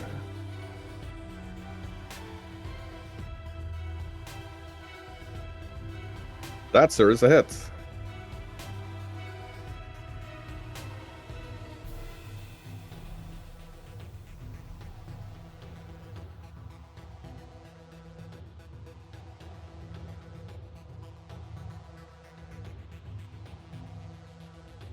Victor just plants the sword in its chest, takes it down. This one doesn't dissipate either, just falls over dead.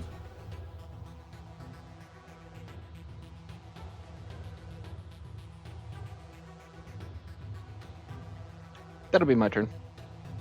Right. That leaves one poor devil left, I was about to say. Yeah. Which is... Well, it's been disarmed by Lyle, actually, yanking the glaive out of his hands. So it is going for... Ida with its claws.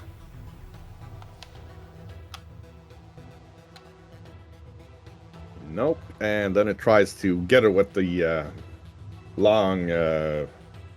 spiky beard, and actually screws that up enough that Ida gets an attack of opportunity against it. Nice.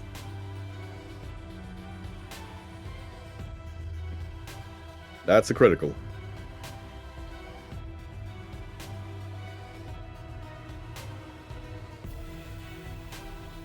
Yeah, it tries to grapple Ida with its beard tentacles, and Ida just casually sidesteps and places her rapier through its heart. It falls down dead.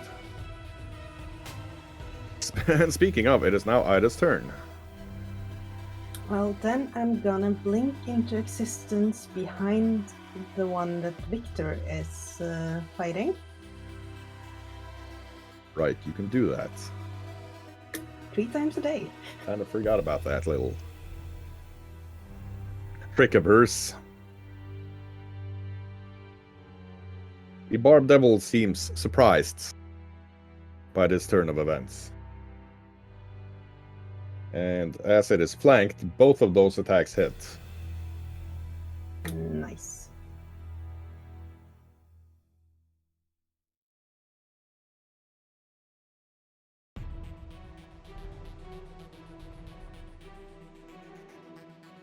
So a total of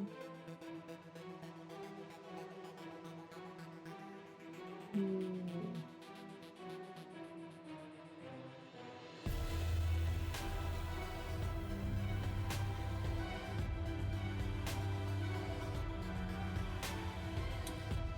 40. Yeah. It pops into existence behind the Barb Devil. Barb Devil, the hide on it is extremely tough.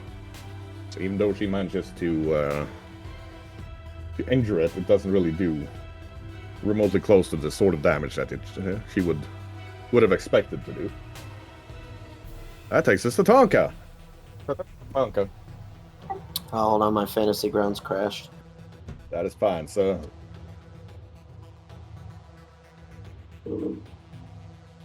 have you tried like not having your programs crash? I thought about it, but it seems awfully boring. Fair enough.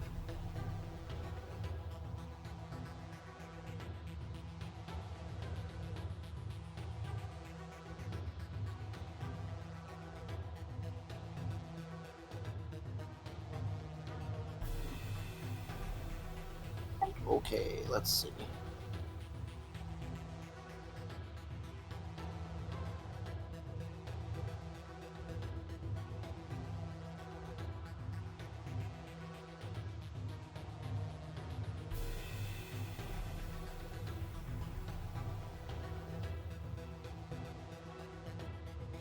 I will send the doggo to help out Bonte over here. Right. Running up to give Evrock a hand. Fighting the Ocelot. That sir is a hit.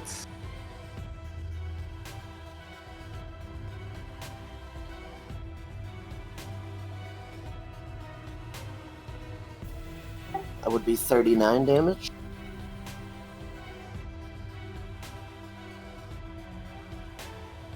And that is a miss.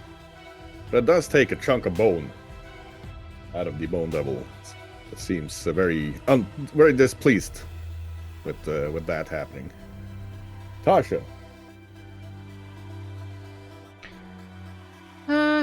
She's like, people are in the way.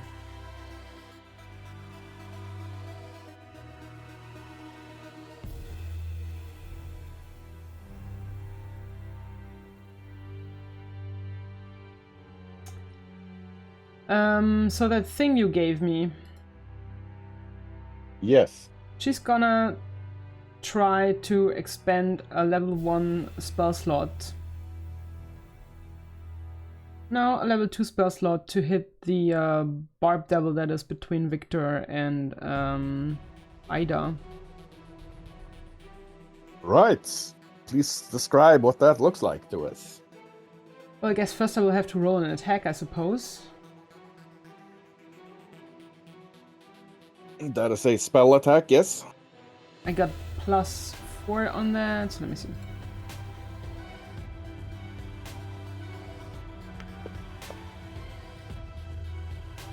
Plus 22 is 33 to hit.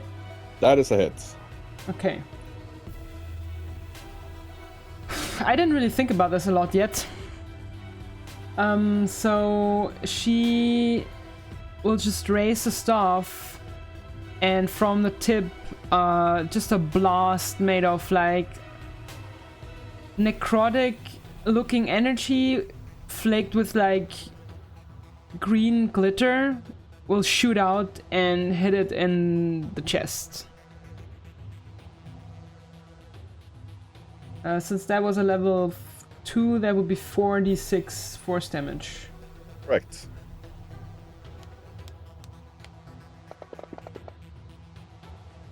That's 7 plus 2 because of my feat, so that's 9 force damage.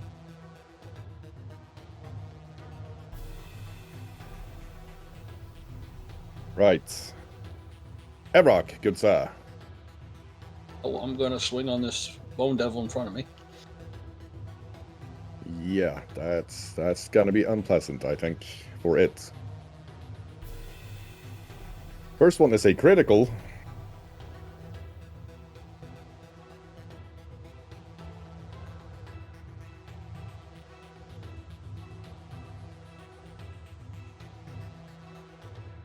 An extra 3 die of damage for crit, and is that my regular D8? Yep.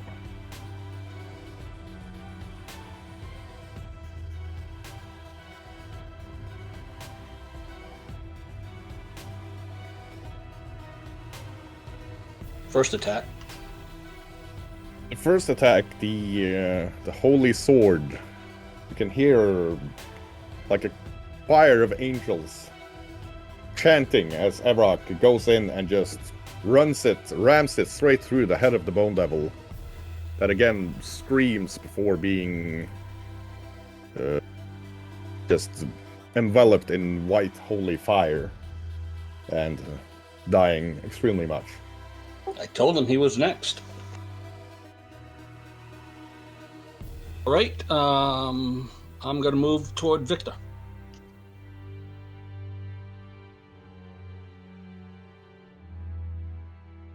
Or what? 15 per? Yeah, there we go. That's the end of my turn.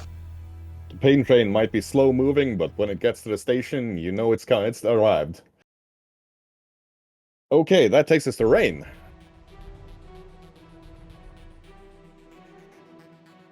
Well done, everyone. Keep it up. Keep it up. We have our own cheering section. Yeah, well, that's my turn. Right, she doesn't have pom-poms, but she's definitely cheering for all of you. The Barb Devil looks at Tasha in horror.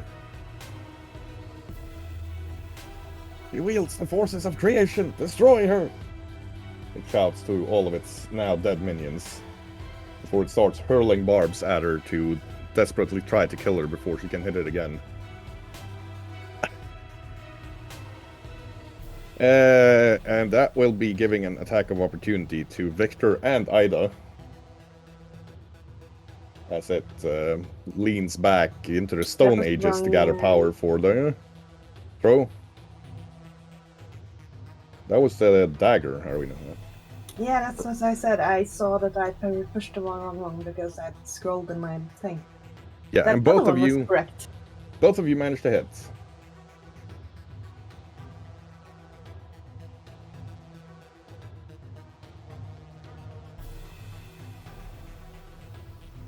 $21 for me.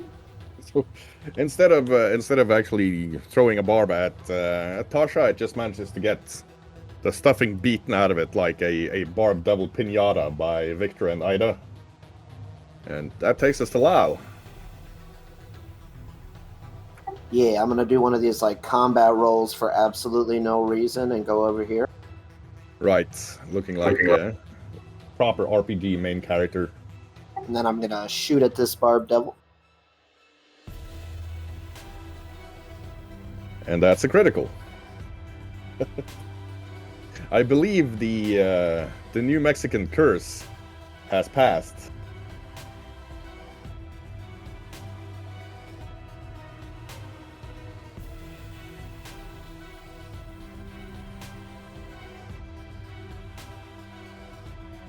Yeah, 29 times 2. Marangon is taking the force of it for us.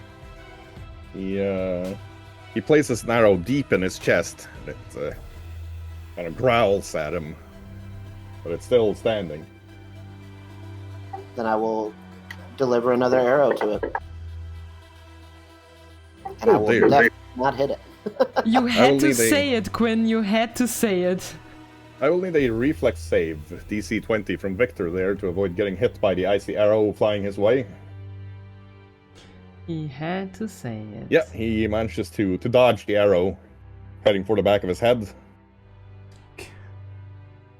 Whoops.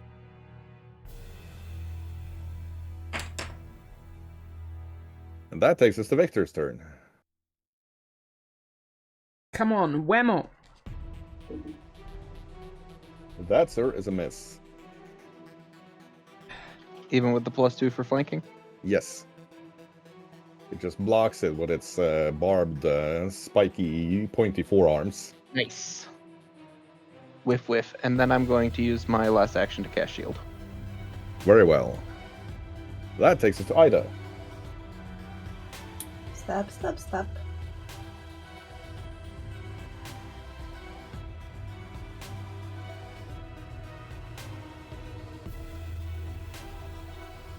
Two hits with the rapier.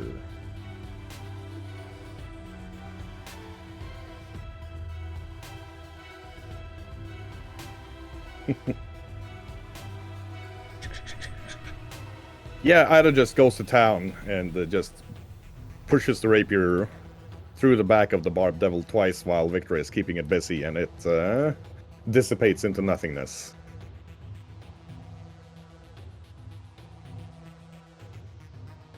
And the calm and quiet falls on the battlefield as the devils either lie dead or have been banished.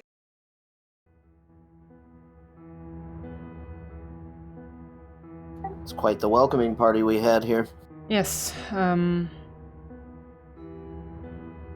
Is everybody all right?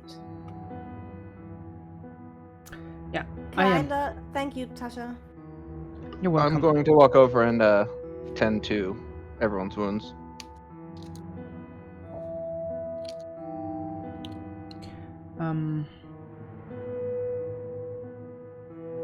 DM, Yes, that's me. would this be a good place to set up this anchor you were talking about last time? Or the backlash, or not? This would not be the place. You need to find the main glyph Okay. that they are using. Because the five... Tasha can think of the five glyphs as bridges to your world from this demiplane, and she needs to find the glyph that anchors those five bridges to this plane.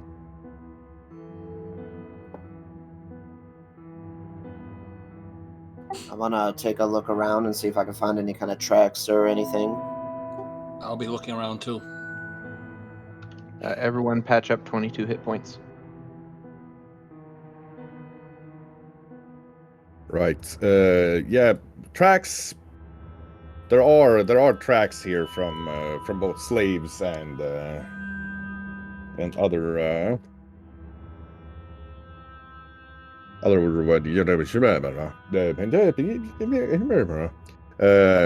Shago XC has crashed, and other devils and troops moving about.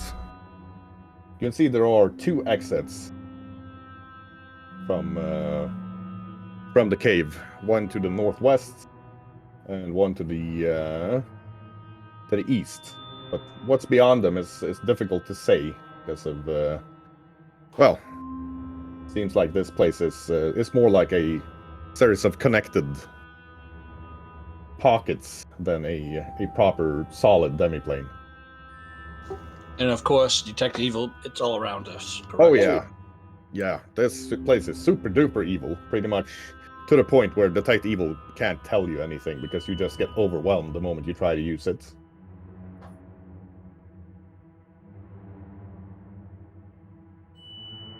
Looks like we have a choice in two doors.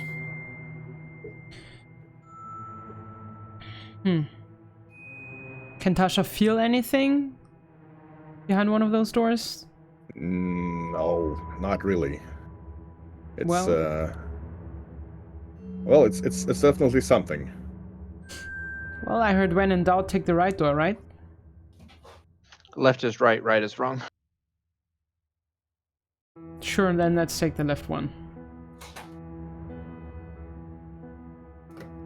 Moving out, walking through the left one, you find yourself in city streets, where it seems Tasha instantly recognizes Hollowfaust. The rest of you can see well-tended white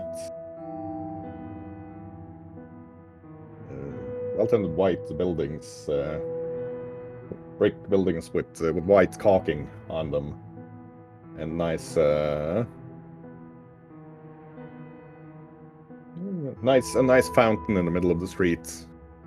Walking up, you can see a woman dressed in the high fashion of Hollowfaust, with she looks a lot like Tasha. And Tasha recognizes her mother.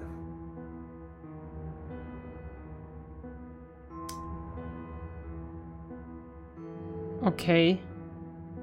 She smiles broadly as she her long braided black hair is caught slightly by the wind. She smiles. Ah, daughter, you have returned. So good to see you. You don't look very ghostly to me. What are you talking about, love? I'm not a ghost. I would never leave you like that. You know that.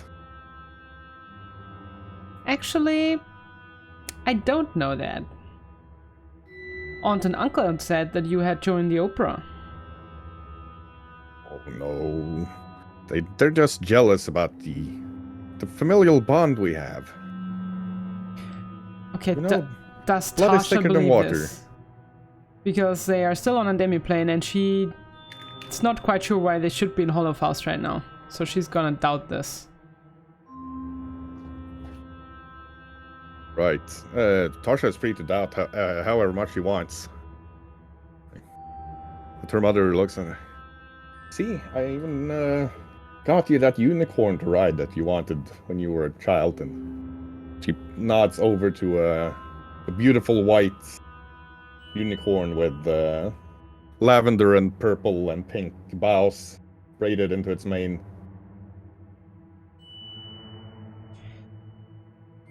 Now all you need to do is give me the staff and I'll take over those burdens so that you don't want to have to.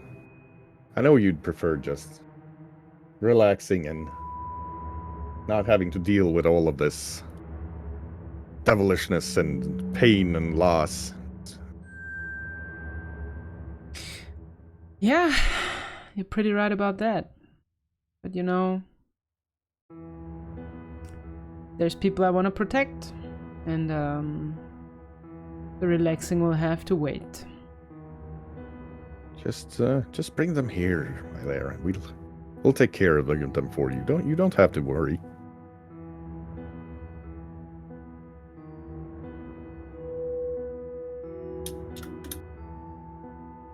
Tasha scratches her head, actually is like... See, the thing is... Even though you're not my real mom, I do love you, but I chose a different path. And I decided to take the staff, and I'm not a quitter. You mean not my real mom? That's hurtful. It's the truth.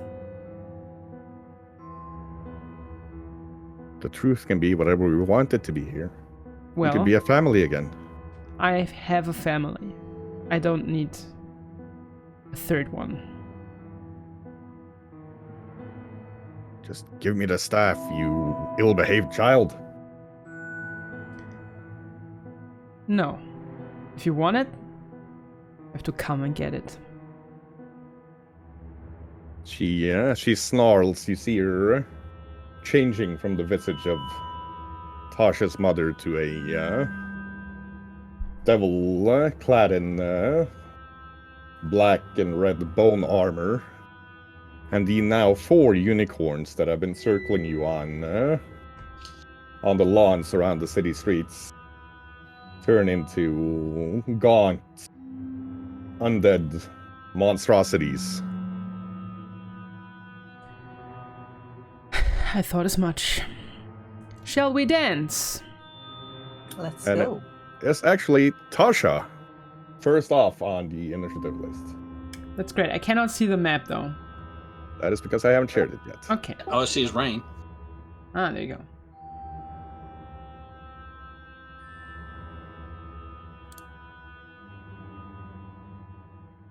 Did we just lose Shion? Yeah, my fantasy ground crashed.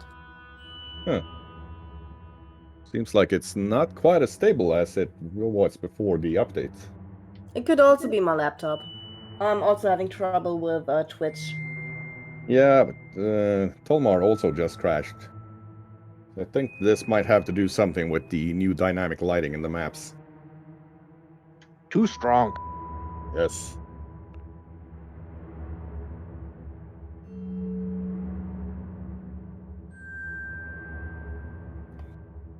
So, this is just a demi-plane, right? So this is not the home plane of these creatures. Well, demi-planes are kind of weird like that. It is both and none of the above at the same time. It's like a little blister. It's there, but it's not, but it is. Okay. Like a politician's promises. There's mostly just smoke and mirrors.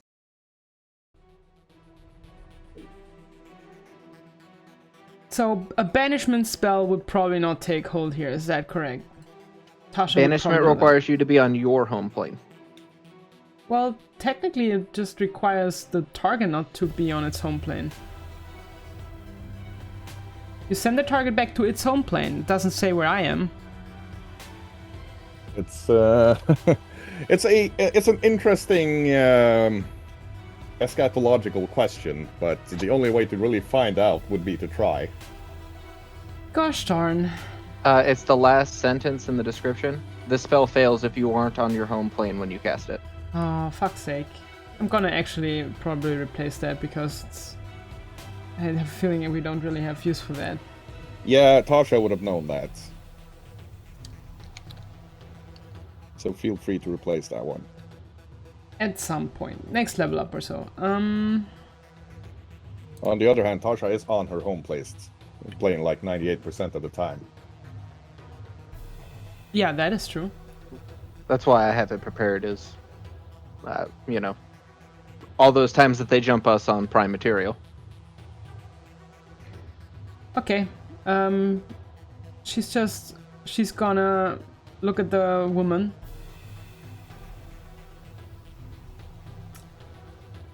And then she's gonna cast Lore Dump. She needs to make a will DC save against 28. That is not a success. That's 16d6 mental damage. Ooh. What kind of lore is Tasha dumping into her head? The lore of her family and of Holofaust, since she tried to so beautifully imitate all of that. She's giving her a lesson. Very well. So give me 16d6 damage, please. 4, 5, 6, 7, 8. Oh shit.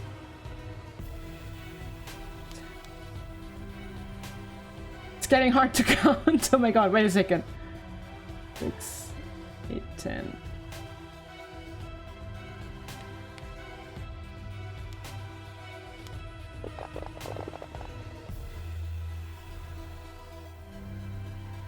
Yep, that's 47 mental damage. She screams in pain as all of the little tidbits about Tasha's second cousins and aunts and uncles just dumps into her head instantly, and you can see a small trail of blood from one of her nostrils. She keeps mumbling something about, "No, Auntie, I don't want to hear about how he's doing at school." Tasha just cocks an brow and then wields the staff a little higher. She's gonna raise shield. Right. Let us see. One of the unicorns rises up onto its hind legs, thumps them down again really hard, and spits a fireball at the group. So I will need a DC 25 reflex save from each of you.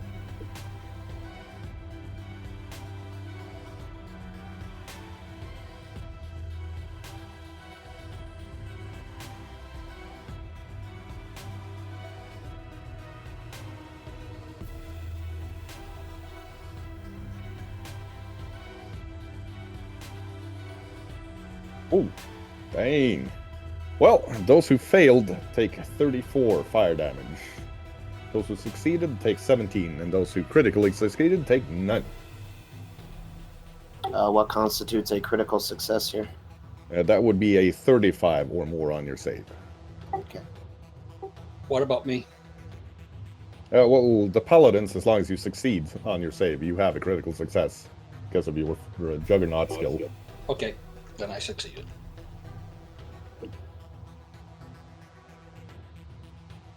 We're still Paladins. within 20 minutes of Rain's stone skin, right? Yes, very much so. Yeah, stone skin lasts 20 minutes and reduces 5 physical damage. And we spent 10 healing at the end of last fight. Yes, this is not physical damage though, it's fire damage. The stone skin won't do anything against it. Stone still gets hot. Fair enough. So that was one unicorn spitting a fireball at y'all. All y'all. The undead unicorns are attacking. It is time for Lyle. I would like to hunter's mark this lady. Very well. And then I'm going to step over here between these two gentlemen. And I'm going to take a shot at her. I'm still using the cold arrows at this point. Very well. The arrow bounces off her hellish plate armor. And that would be my turn. That takes us to Tonka. I believe that Tonka is going to run at this unicorn down here.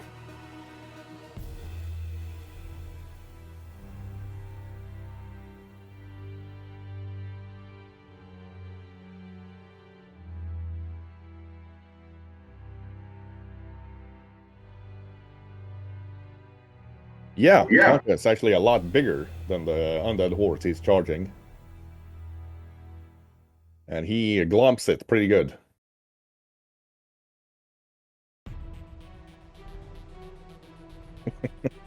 Yep, that's a good hit. Tonka takes a good chunk of flesh out of the undead demonic unicorn. And the second attack is a miss. And that would be his turn. That takes us to Victor.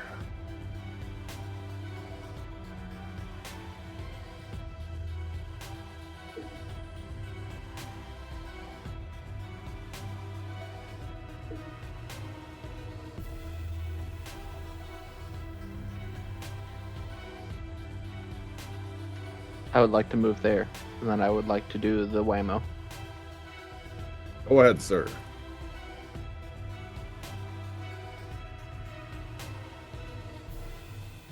Classic.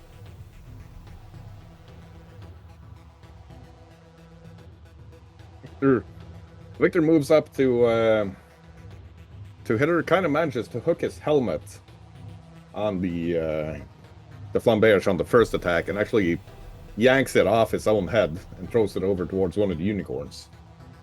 And being kind of surprised by the amount of light and air he's getting from having taken off that heavy helmet, he completely whiffs the second attack. She, the lady who looked like Tasha's mom.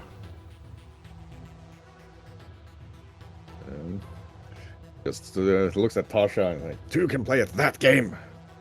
And she casts a Spirit Blast at Tasha. That will have to be a... What's the save DC on this thing? DC 30 will save.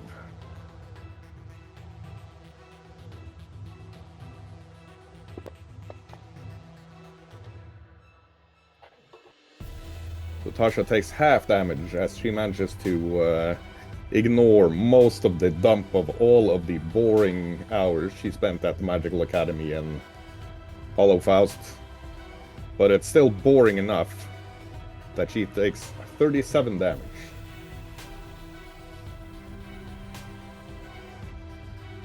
Liberating step. Noise. Right. That would be 28 damage then. And a possible move if you feel like it. Gonna move in front of Rain. Oh, that's a front, Right. like this.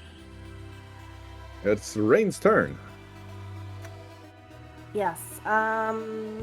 I want to use my cantrip Disrupt Undead on the unicorn. Very well. Do I just open the information for the spell and drag from the damage there? Should be doable, yes. We'll see. Well, in that case, We'll call it an experiment. Oh. Yeah. Rain's Disrupt Undead shears off a fair amount of flesh from... which of the unicorns are you attacking? There's 4 of them. the one in the lower left. The lower left. Very well.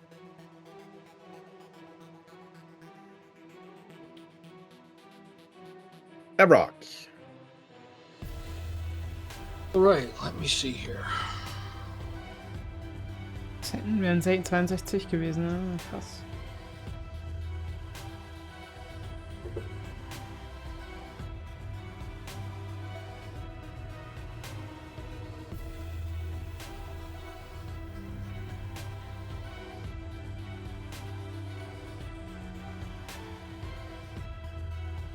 All my movement will move to there. Yeah, that's 2 move points. You do have 3 actions. No, that's 3. I can only move 15 at a time. Ah, right. Yes. Somebody might want to invest in a pair of boots of speed at some point. Been too busy to invest into anything. That's true. Speed boots instead of speed boost. Right, and the this unicorn here runs up that way and throws a lightning bolt at Ida, Rain, and Tasha. That is a DC 25 reflex save, please. Oh, okay.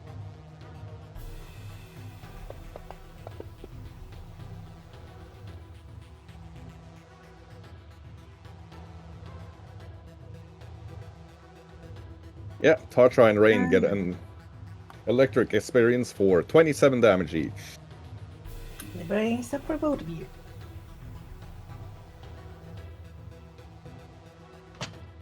So that's 20 then? No, it's 19.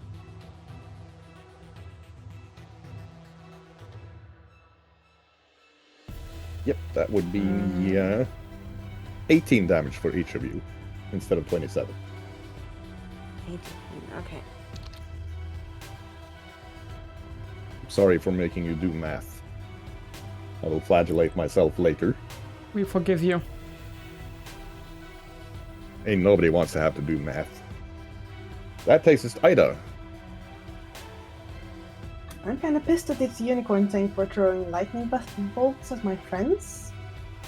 And it's undead, so I know what my priorities are gonna be. Yeah, which one of them? Ah, there we go. I'm flying up there. Ida flies off really quickly, and Rain just manages to grab onto Tasha's cloak, so she's not sent flying by the backwash of the power of Ida's wings.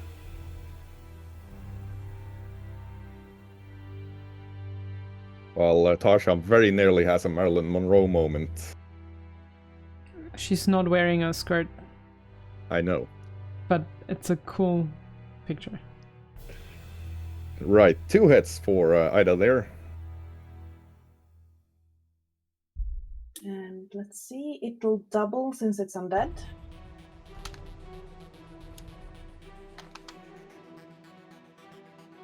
So 32 plus 24. 50. It makes very sad unicorn noises as Ida just thrusts her sword into it and kills it. And I'm now hovering, I'm not landing. Takes us to this unicorn, which charges Tasha and tries to get her with its horn. You still got the shield raised. Yep. That, however, is a critical. That's gonna hurt.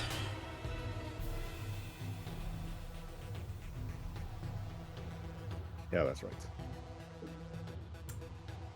And it gets her for It's gonna be enough. 36 damage with the horn plus 5 fire damage for a total of 41. It rams the undead infernal demonic unicorn horn straight into her belly. That's I'm 7. gonna do a champion sacrifice. Oh my god. Okay. What's a champion sacrifice do? I do it as a trigger for an ally's if I strike. I am now taking the harm instead of Tasha. So everything happens to me rather than her. Right. So it just bonks Tasha with the horn, and it seems like that could have been made out of foam. But Ira gets a deep bleeding wound in her abdomen instead. For 41 How much damage. damage? 41. That takes us to Tasha again. She's not very happy. She's gonna retaliate. She's gonna expend a 5th slot for one of her staff's abilities and gonna re-blast it with force damage on point blank. Point blank, that's a plus 30, and then It's rapid fire. it's a spell attack now, so I have to do Yes. spell attack first. Ugh, I hate doing this. It's a D20 plus 22.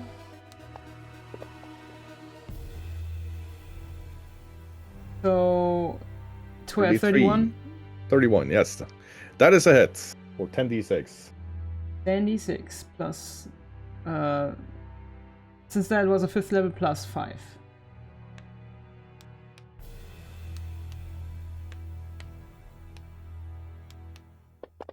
Come on. Wow, so many ones. Oof. So many ones. That's 30, that's 35 force damage. Yeah, and this thing had already been hit by rain. So Tasha blasts it out of existence. That's a 2 action cast, right? So I still have 1 action. The interaction action is just 1, so I could use my vital beacon to heal myself. Yes. And I will do that.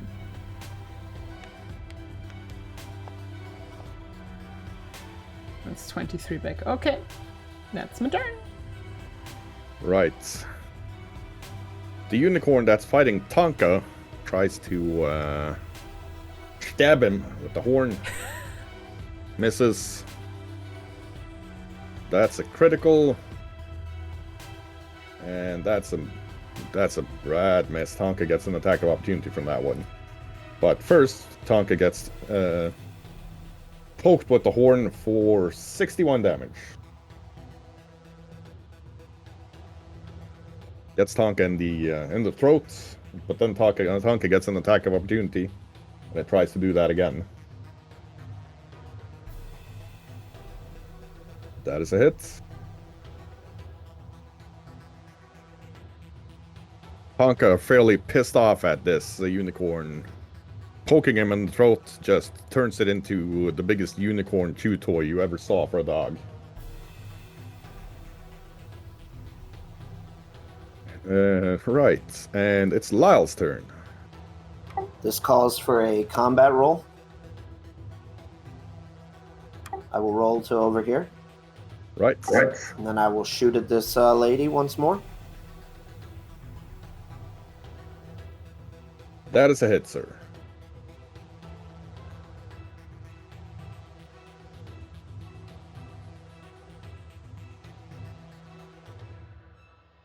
$20 damage. Yeah, he manages to tag her pretty good. With the first arrow. Oh dear. And that's gonna have to be another reflex save for Victor. Lyle seems to have it out for him today.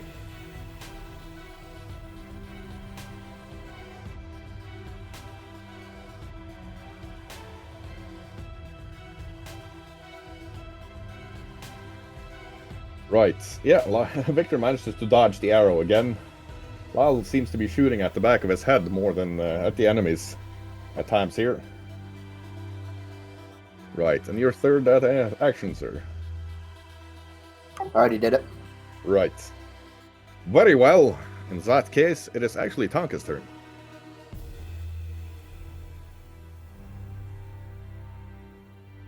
So I'll do 2 move actions to get there. Very well.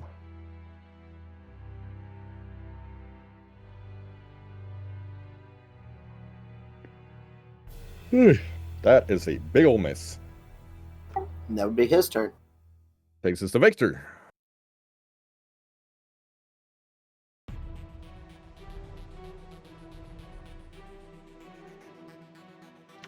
I'm gonna declare a smite.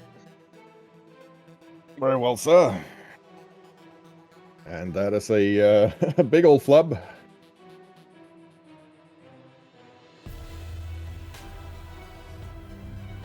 And Whiffity another one. whiffity whiff. Yes. That's my turn. We should not have been speaking of the New Mexico curse, because it seems to be back at in full force. For real.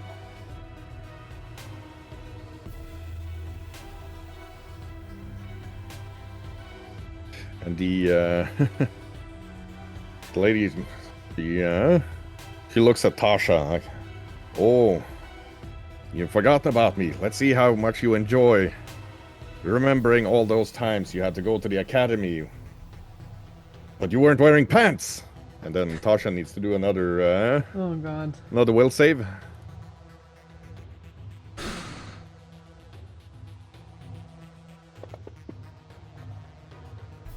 Hmm. And this time, the full force of the blast hits Tasha. But jokes on the demon. Tasha never really bothered too much whether she was wearing pants or not. 34 damage. Very well. That's And she smacks at Victor with her Morning Star. that's And actually bonks him for 17 damage. 30 or 15.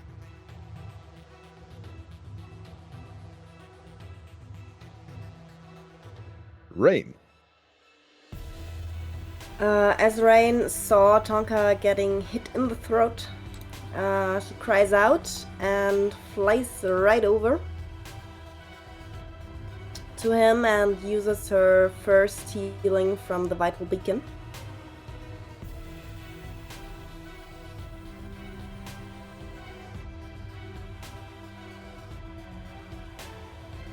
$23 back for Tonka. Beautiful. Careful! Oh, my cats are sorry. That's fine. That were 2 actions. 1 guidance for Lyle. Guidance for Lyle. Seems to be something that he could use. Don't shoot allies in the back of the head. Excellent guidance.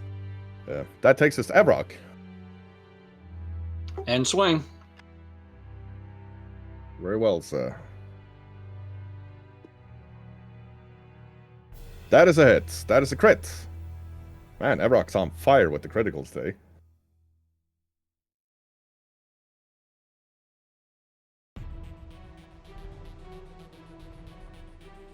Evrock just moves up to the undead demonic unicorn and casually beheads it.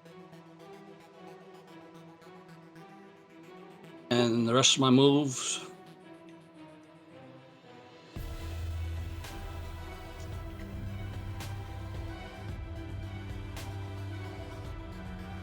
That takes us to Ida.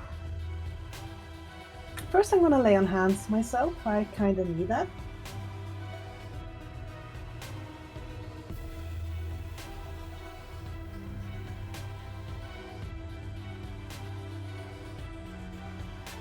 I'll be right back. I need to organize poop patrol for Tiny Dog.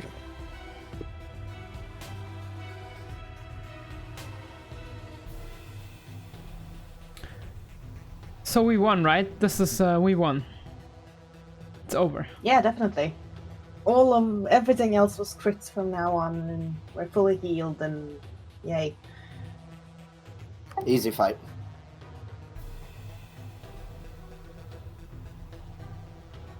We gotta come up with something to do for those channel points that we now have. I've been trying to figure out what to do with mine for a year and a half, so if you think of anything, let me know. I do have some ideas that I may or may not have seen on another channel for role-playing. I mean, my idea would be that if someone spends 25,000 channel points, they get a subscription to the channel. That's the only thing I can come up with.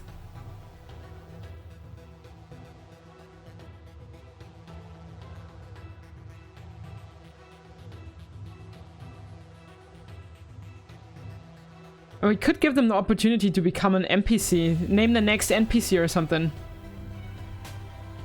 Could be a fun one too. Yeah, that could be fun. Yeah, of course, within limits, but you know, that's what I'm saying. I mean, we can always just decline and give them the points back if it's getting too much, but yeah, I would be like, could limit it to 5 per evening. Solid. I mean, it can't be worse than the dessert names that he keeps using. No, it can't be. Like, honestly.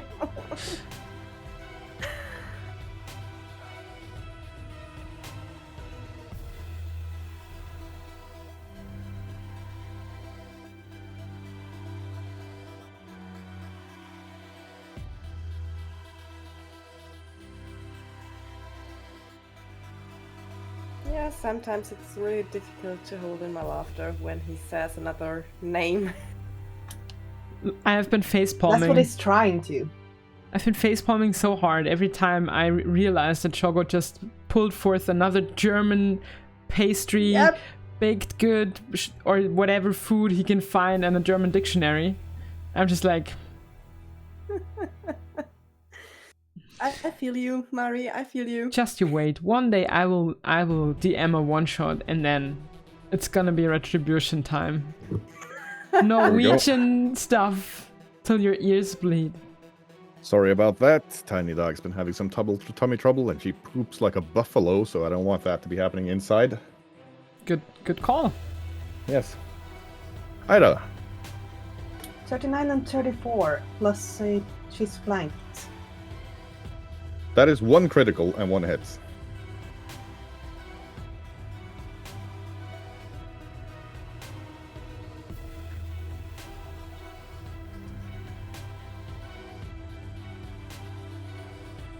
Right.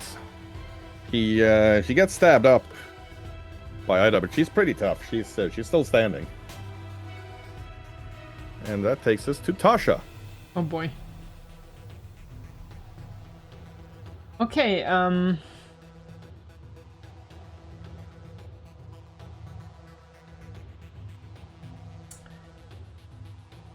she cannot use lore dump, so does she need to have a clear line to attack with her spell slot attack? No. So she's not, you know, endangering her people if she just hauls it at the devil. No more than Lyle does when he shoots. Yeah, she's gonna spawn another level 5 and be like, you wanna dance? I said I wanna dance, I'm up for this. And she's gonna blast her with another one of her necrotic, green, lightning-coated, glittery spell slot attacks. Go ahead. Ah, shit.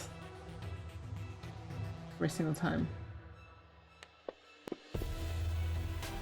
Plus 22, that's a hit. 38, okay. Hey, Tiny Doggo.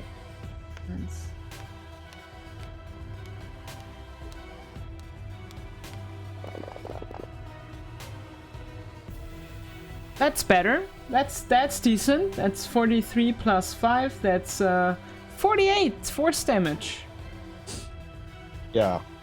She looks at Tasha and like, that didn't hurt at all.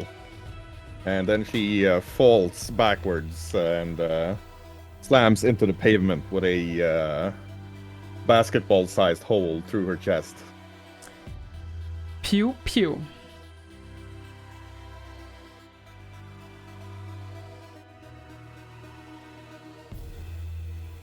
The buildings around you change from the pleasant of Hollowfaust to just roughly hewn buildings of stone, black stone.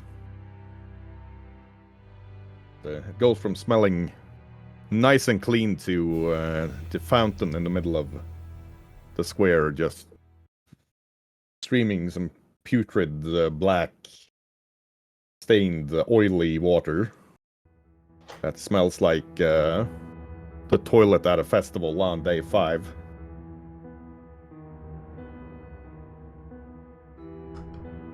Ugh.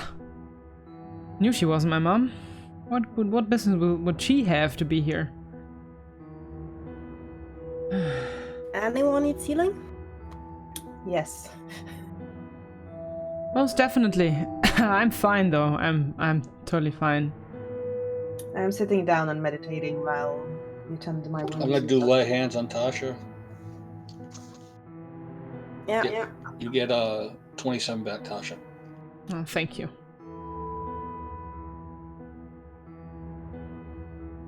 I'm gonna go over and check Tonka's wounds as well. See how badly he's hurt. He's been hit pretty bad. Tonka's not in great shape, even though he's been healed by rain. 20 points of healing from my check. Yep, and my medicine check is for Ida. Oh god, now I gotta calculate. So 15. How much did you say, Victor? 20 for everybody.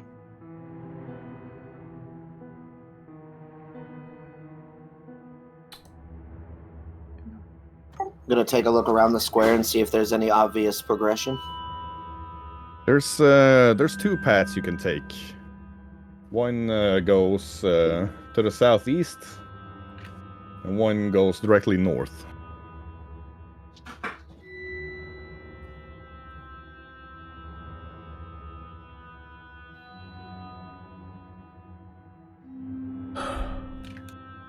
Well, I think we have another decision on our hands then. In addition, this just shows us that they are trying to meddle with our minds, so be wary. Yeah, that is right. I mean, at this point, we should just kill anything that tries to talk to us. Potentially.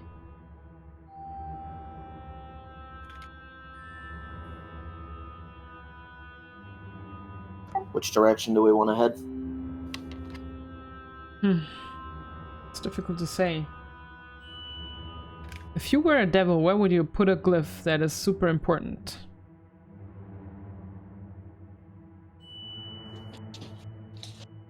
Somewhere obscure inside a labyrinth. I mean... fine. Go on. Short question about the healing. I used my medicine expert on Ida with a critical success. Is that just to take care of the wounds, or is that already giving her health back? Because if not, I could use my second vital beacon on her. So the way that the heal check works is you set a target DC. It's a 15, 20, 30, 40. So if you go for a 15, you can do 48 healing. If you go for a 20, it would be 2d8 plus 10. 30 would be 2d8 plus 20.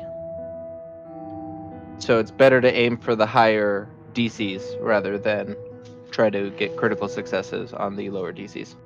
Yeah, so I would say with a 20, I can't reach 40, so that would be 2d8 plus, what did you say? I believe it's 30 for a 30 DC. But Shago normally lets us do them for all. Yeah, do it for the entire party. It's much better. Okay. So DC 30 is a bonus 30 hit points on your 2d8. So that would be a 38. Then I'm fully You healed. girl. Thank you. And to trap you, and now you're getting on camera and you're getting the cuddles. Yes, you are. Yes, you are. And you need a shower. Yes, you do. Yes, you do. Hey, girl. Hey. That's the cutest.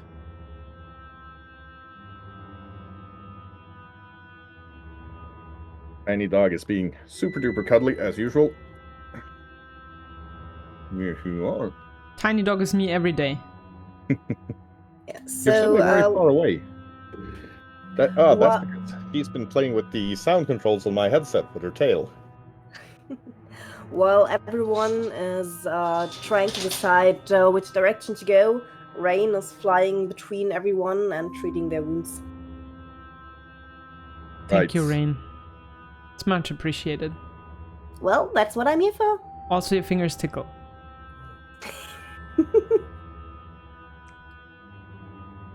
So how long are we sitting here for? 10 minutes. I'm gonna need 5 more. Okay. That's up to the party. I just hope time in here is not as wonky as it is in the gardens, because otherwise... Oh, well, whatever. Lyle, I'm getting back a lay on hands if I get 5 more minutes. can you scout ahead carefully, Lyle? Yeah, I can do that. Without I'm being gonna seen? check. I'm gonna go north and check ahead a little bit, Shago. Yeah, you're pretty certain that if you pass over the threshold, you'll find yourself in a different part of the realm compared to the rest of the party. Okay. I'll wait for the party then. I'm not gonna go through any kind of portals or anything like that.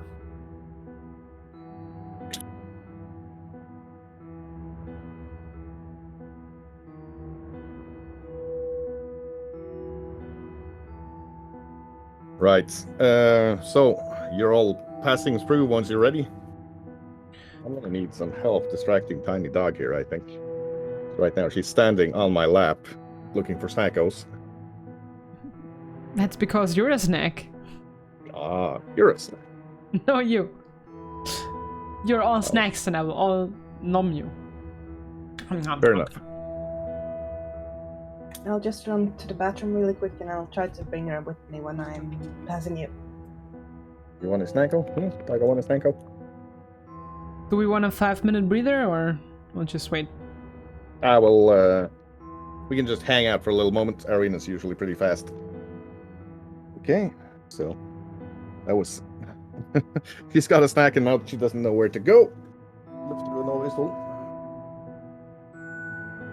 There we go. Arena, you're lifting her over to the comfy chair. Excellent.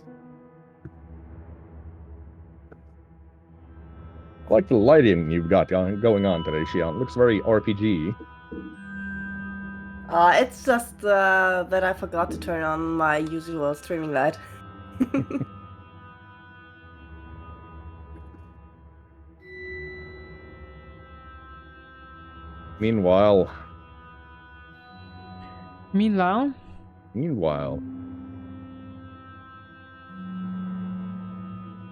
Meanwhile, we can plug some of the excellent streamers that are a part of Pathfinding Adventures. First of all, everybody needs to head over to Twitch TV/Marangana. Smash that like and subscribe button, and the next time she's on, gift as many subs as possible. I saw one of her streams the other day where she got 62 gift subs, but I'm pretty certain we can go over 100 if we all pitch in. So that's something we need to do. Break that 100 gift subs in one stream ceiling. And Mari usually streams World of Warships and Subnautica, which is super hilarious because you can go there and gift bits to get sounds while she's doing super scary stuff. And force her to go change pants, which is excellent. Haven't had to do that yet. And also Twitch TV/Xian Kaisi. Xian's also an excellent streamer that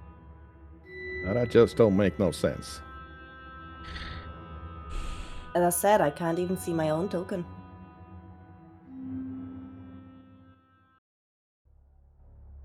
No, I don't think you're on there because I can't see you either.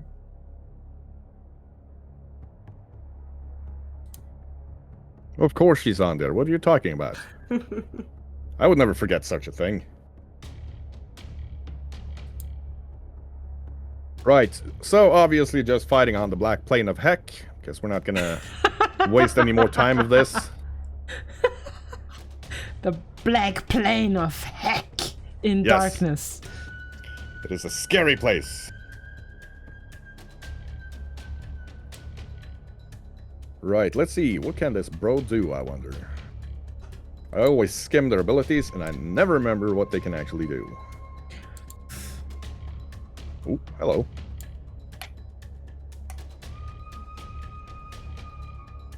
So, yeah. Ronnie the Racketeer just starts out by throwing a big old fireball at all of you. Counterspell. I would like to say, but I can't. So that is going to be a DC 36 reflex save. I don't even have to try that, I think. I would have to roll a 20 for that to succeed. Yeah, never mind. Yeah.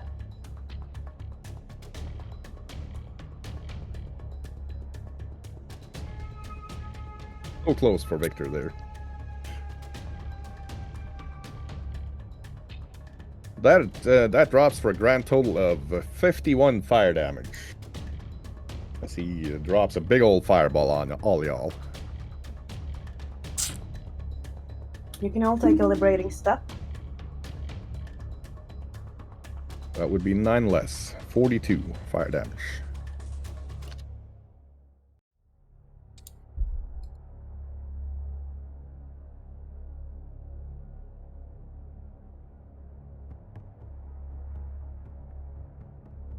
So, that would be his turn, taking us to Mr. Victor.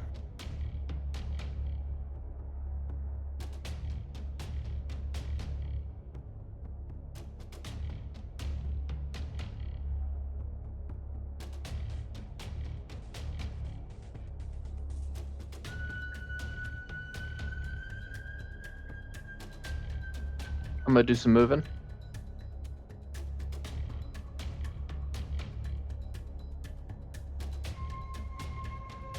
Very well. That gets you a...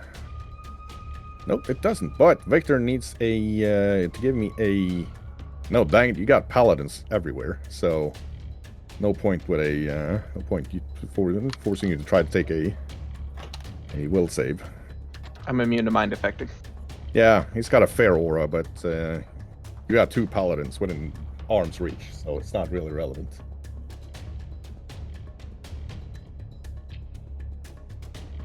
Uh, 33 to hit. Let us see what this does. That is a miss, sir.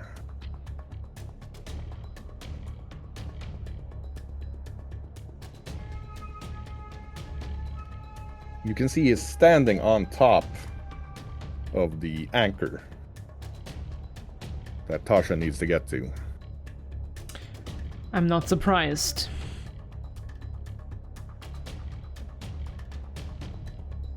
It's time for him to walk the plank then. Oh.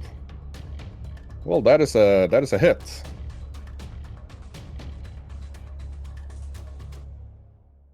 Victor actually smacks him with the sword. He seems almost surprised being hit by such a lowly creature as Victor.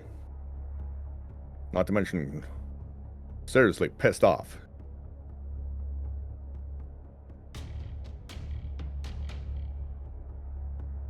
Hello.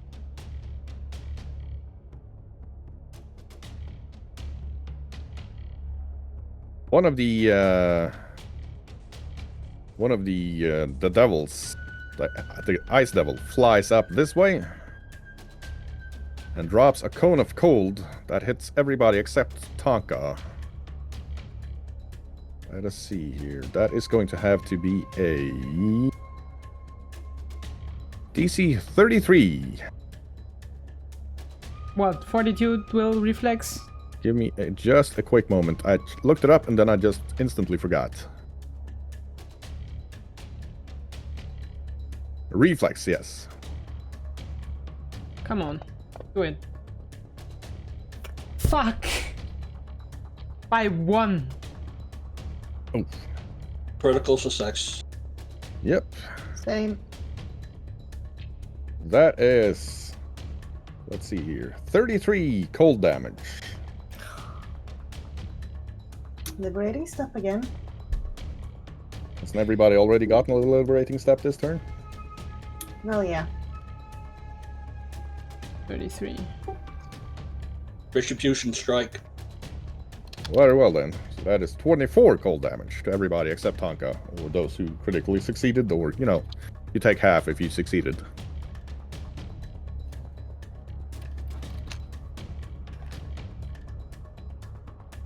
Meanwhile, the Pistophilus, the contract devil, moves up, looks at Victor and says, Mr. Arvandus, I must inform you that you are no longer considered in good standing with the Duke.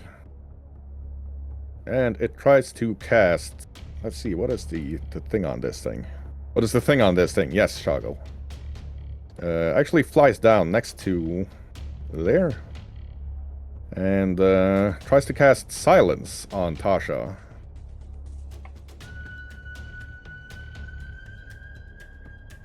So that is going to be a DC 31 will save for Tasha. Nope, it's a fail. Nope. So Tasha is silenced. 4? How long? Let me check real quick here.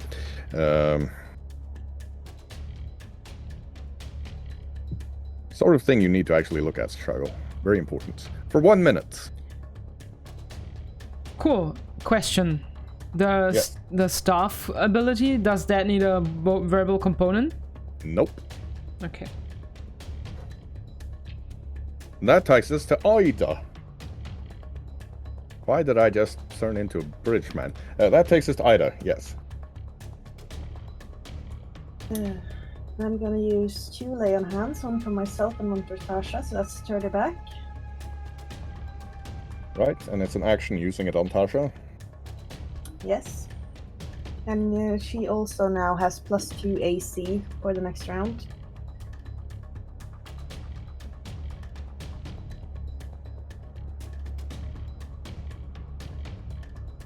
And I'll stab at the thing standing in front of me. Very well. So that is a critical and a miss.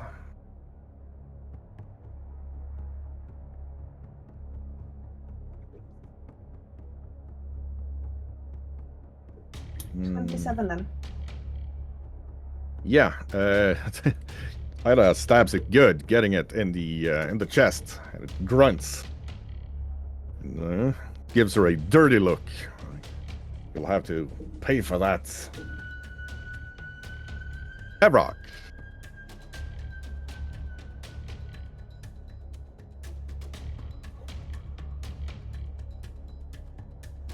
I'm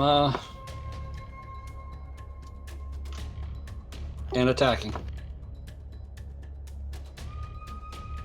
Right. You are at the moment at the base. So you are getting a -1 because it's taller than you, and that doesn't seem to really do much, because that's a critical. Whammo. Whammos and Chad! Oh, yeah.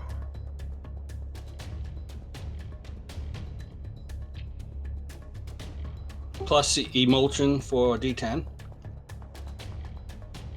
Yeah. It doesn't really seem to care much about being on fire. That Just like I don't care much to be on fire. Yep. But the hit is still brutal. Evrock moves up and smites it mightily. You could say he whammos it. Yeah. Second attack.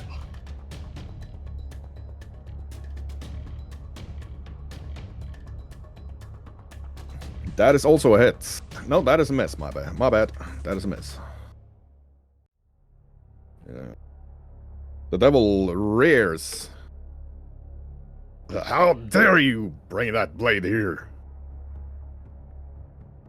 Anyway, off to Lyle. Okay, I am going to Hunter's Mark O'Ronald. Then I would like to take a skirmishing strike as I'm working my way down to the wall that's over here, the bottom part of that ziggurat he's standing on. Yep. So I'm going to take a shot at him, and then I'm going to duck around that corner and get a little cover. That is a hit.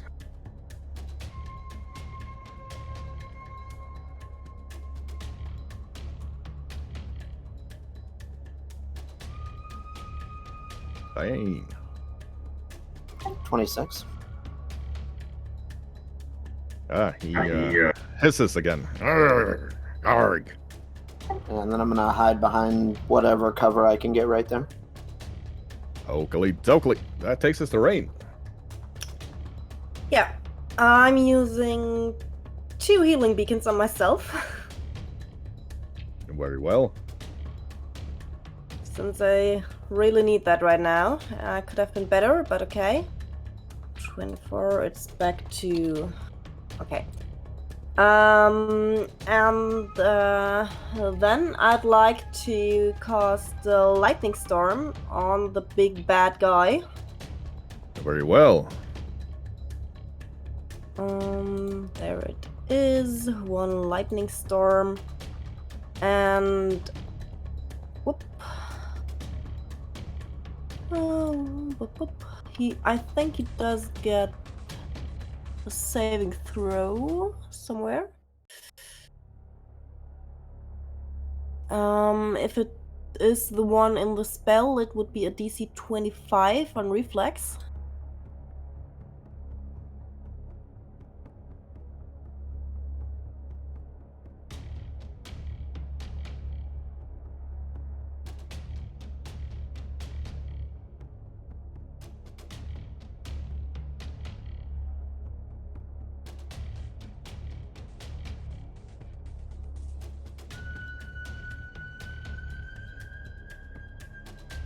And this is the damage, 25. Right. Yeah, he's hit by the lightning. It doesn't seem to bother him too much, but some scales on his shoulder pop like well-fried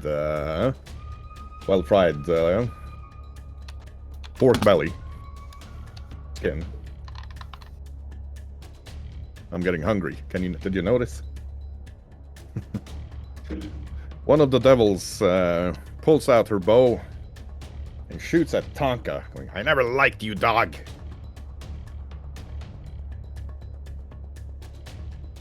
Let's see.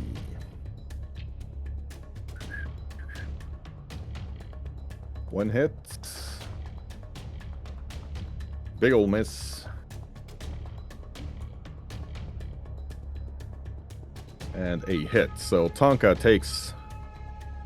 Oh. Son of a biscuit. Give me the damage. There we go. Tonka takes a total of 40 damage. That's 2 arrows stunk into him. Ouch.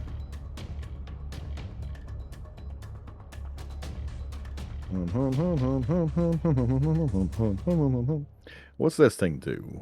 Oh, hello.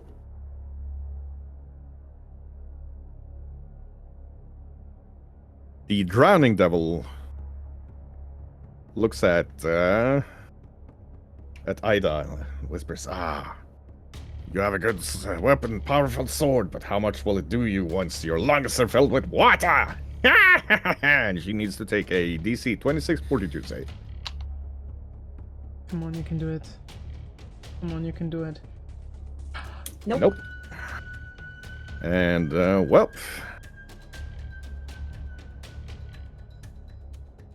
Let's see here. Pull that effect over onto Ida. So she has Champion started drowning. sacrifice. Champion sacrifice. Yeah, that won't do anything in this situation here. I didn't take damage, so it's not. Ain't no damage to take yet. She's just drowning instead.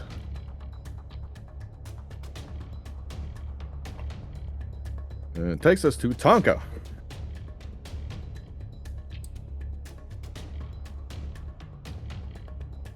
Let's see.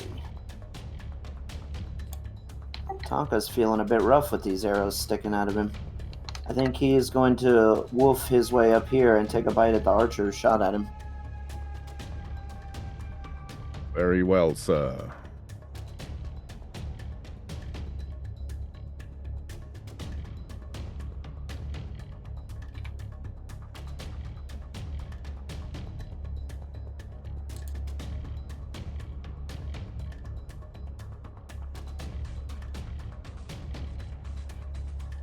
Would be 36 damage.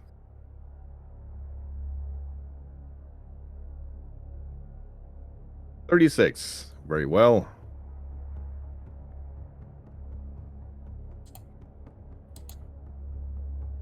And that would be his turn. That would be his turn. So he moves up to the Erinys and takes a good bite out of it.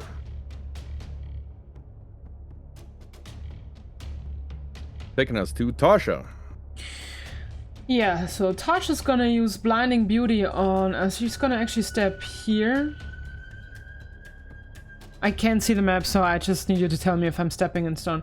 And that's a 30-foot cone that I will angle, so she should have the Contract Devil, the Ice Devil, and potentially the Drowning Devil in the cone. Yep. They will have to do a... Will DC 26 save? Very well. The Drowning Devil fails. Is blinded until the start of its next turn. Well, the Ice Devil succeeds. That's Is a critical dazzled? success. Critical success, okay, then it's unaffected. No, that was the Contract Devil, my bad. Critical success for that, and the Ice Devil has a success. Okay, so the Ice Devil is dazzled until the start of its next turn, and the Drowning Devil is blinded until the start of its next turn. And since she's still got 2 actions left, well, I guess she's gonna look at the Contract Devil and be like, I don't like you, and try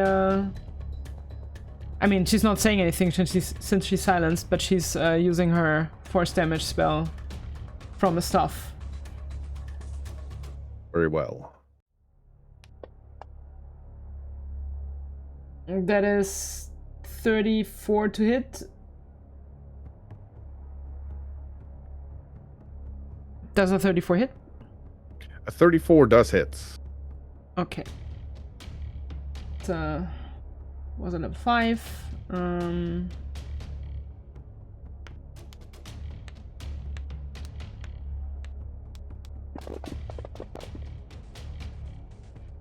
That's 43 force damage towards the Contract Devil. Ooh.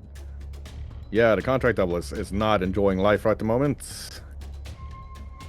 It's been hit pretty badly, but it's still up and running.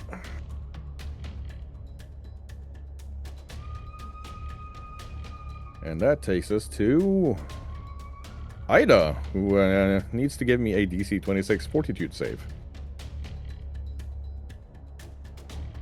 Yeah, that's a success. So she spends her turn coughing the water out of her lungs, but she does not drown. Back to Horned Devil, bro, or Ronnie the Racketeer, as you know him. See if he's got any fun spells he can drop on anybody here. Nah, he's just gonna tear your faces off. So he is going for Evrock. That is a hit. What is Evrok's AC? That is a hit. And that is a Avoiding miss. He slashes Evrok twice with the long spike chain he's got. And on the third attack, he manages to snag it around Evrok's shield arm, tries to pull the shield out of Evrok's hands, but Evrok pulls the chain out of his hands instead. Evrok has liberating step, so he takes 9 less damage. Which is good for him, because that is a total of 59 damage to Evrok. Have you already taken the 9? Yeah. I try to make things as easy for you as I can. Which takes us to Victor. Victor is going to cast a 2-action heal on himself. Very well.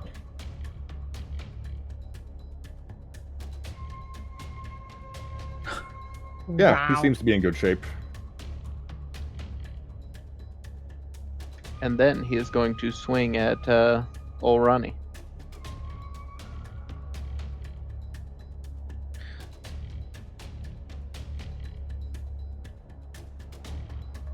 That is a miss. Shy Ronnie knows how to defend himself. That is my turn. That takes us to the Ice Devil. Ooh.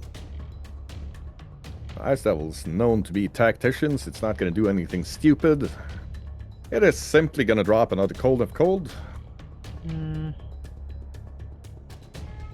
Forcing Ida, Tasha, Rain, and the Contract Devil to give me a DC 33 reflex save.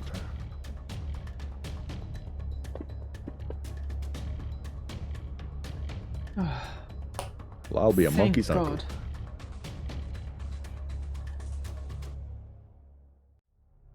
Liberating step for Rain. And Tasha for that matter, because half damage. Right. So the full damage from that is 52 cold.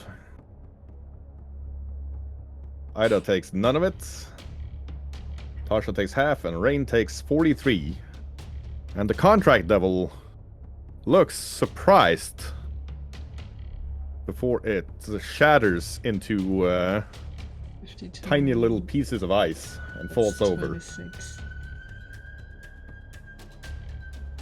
And that having happened, Tasha also gets her voice back. Woohoo! He can now sing again. Prince Eric will be so happy. Anyway, on to Evrok. All right. I'm gonna do first action. I'm gonna do is a lay hand on myself. Yeah, that's You a don't free have action to on use yourself. them. It's a free action. Okay. So that's just 30 hit points back for Evrok.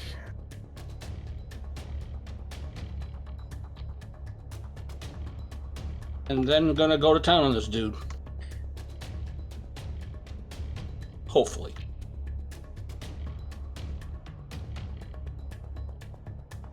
That is a hit.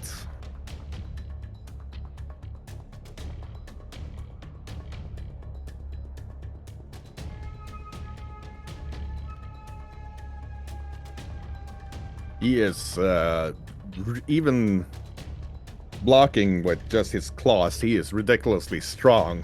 Evrok can't really do much. He slashes him and he's causing some damage, but this thing is ridiculously durable. Second.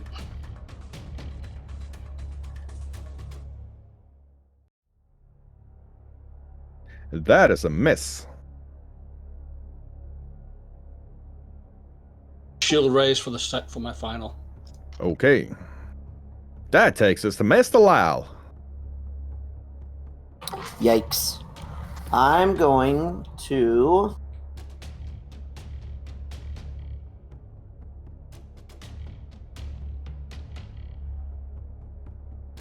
I'm gonna poke my head around this corner and take a shot at the drowning devil.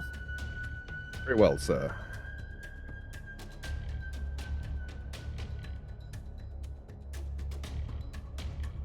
That is a hit.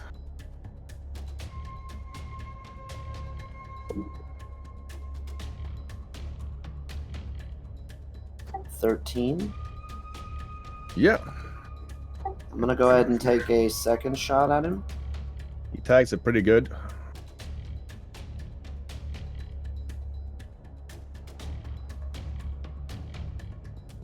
And the second one is a miss.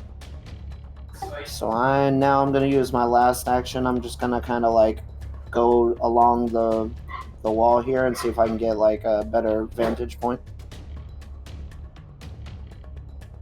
Very well. That means it's Rain's turn.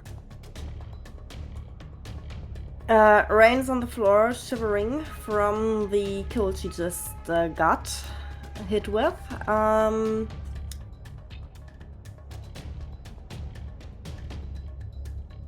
The extra heals?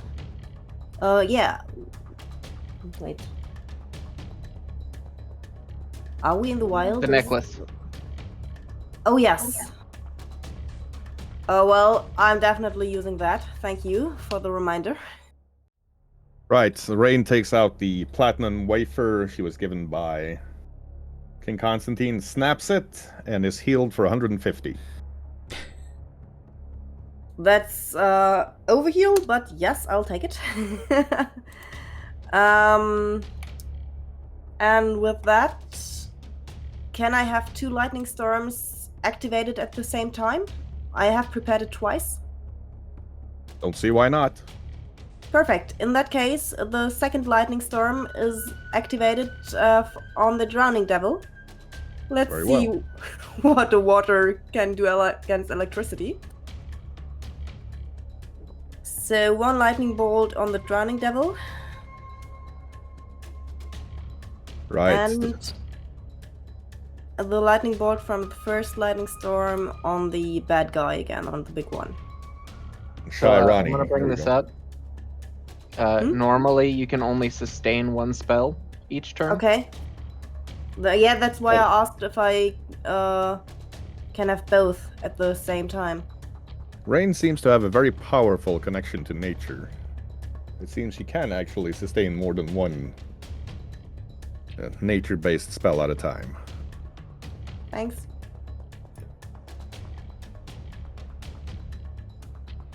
Yeah, the lightning bolt hitting Ronnie doesn't really do that much to him, but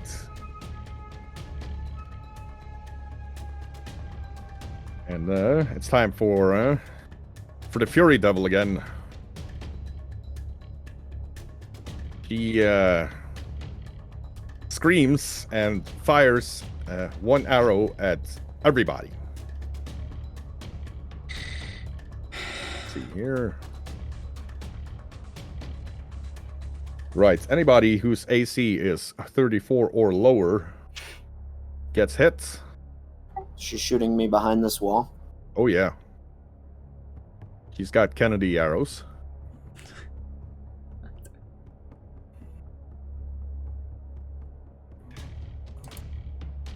It's 19 damage to each. It would have been 38 damage to Rain, but the arrow hits the leather helmet and tears it off of her head. Liberating step, people. You've already used Liberating Step this turn on other attacks. Yeah, but not for these people. I am going to house rule that ability so hard by next session it's gonna make your head spin. But we'll keep it for this fight. How much damage? 19.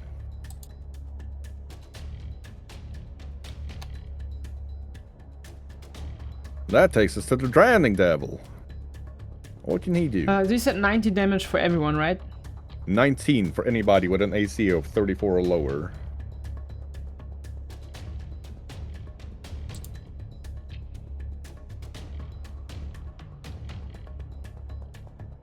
Yeah. The Drowning Devil looks at Tasha and goes, I seem to remember you like this. And throws a torrent of water and a hydraulic push at her.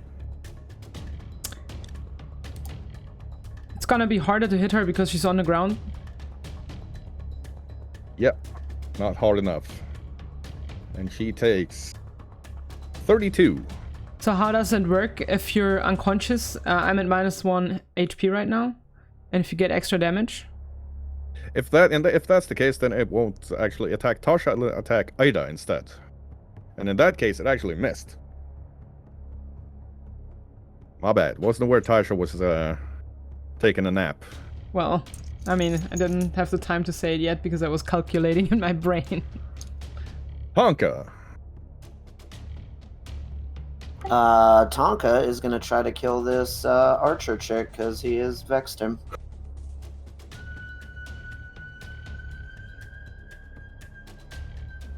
Would be a 32. The archer? That is a hit.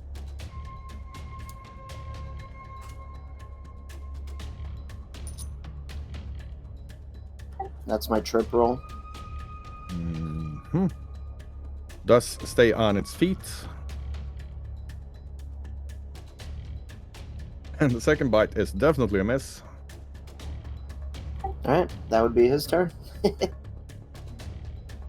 takes another chomp out of this thing. It is definitely starting to feel it now. That takes us to Tasha, who is dying and needs to make a save. Okay, how's it working? What save do I make? We're gonna need ourselves a fortitude save from you. I'm good. I'm good. It's a natural 20 plus 15. Tasha was not feeling too great. She can feel the life leaving her body until she manages to rally and reach her hand down and crack the thin platinum wafer, and she gets 150 hit points back. Right, Ida. Yeah,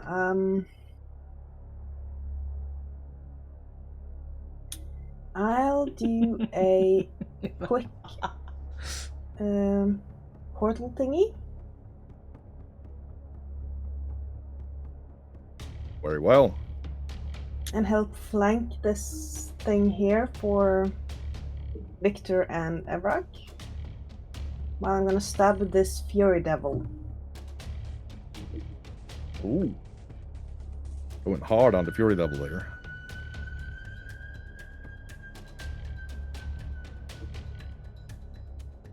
Two misses.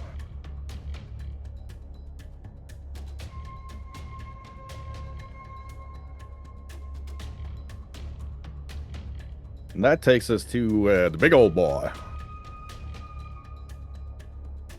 He smacks at Evrock twice with his claws. Y'all ain't leaving here alive, I'll tell you that much, little man.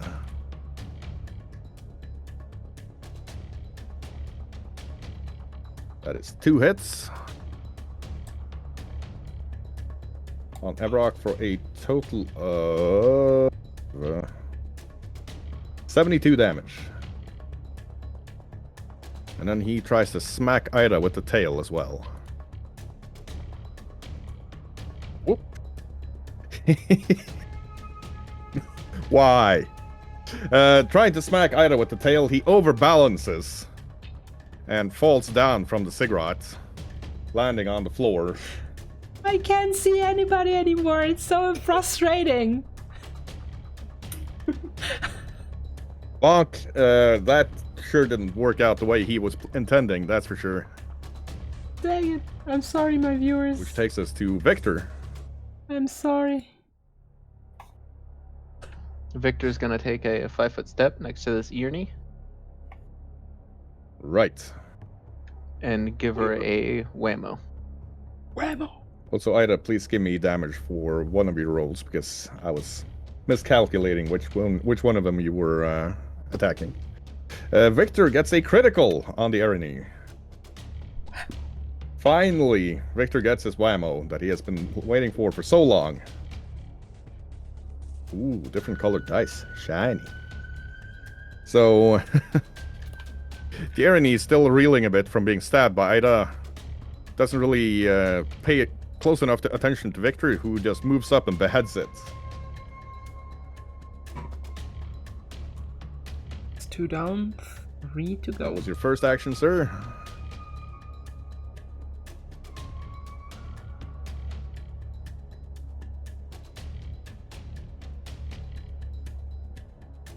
And that's my turn.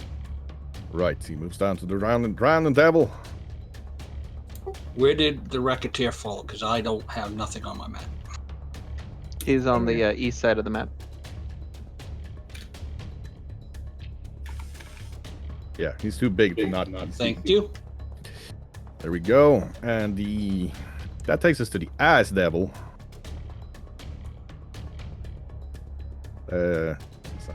Keep her away from the sigil, it says, and then it moves down and tries to stab Tasha with its frost long spear.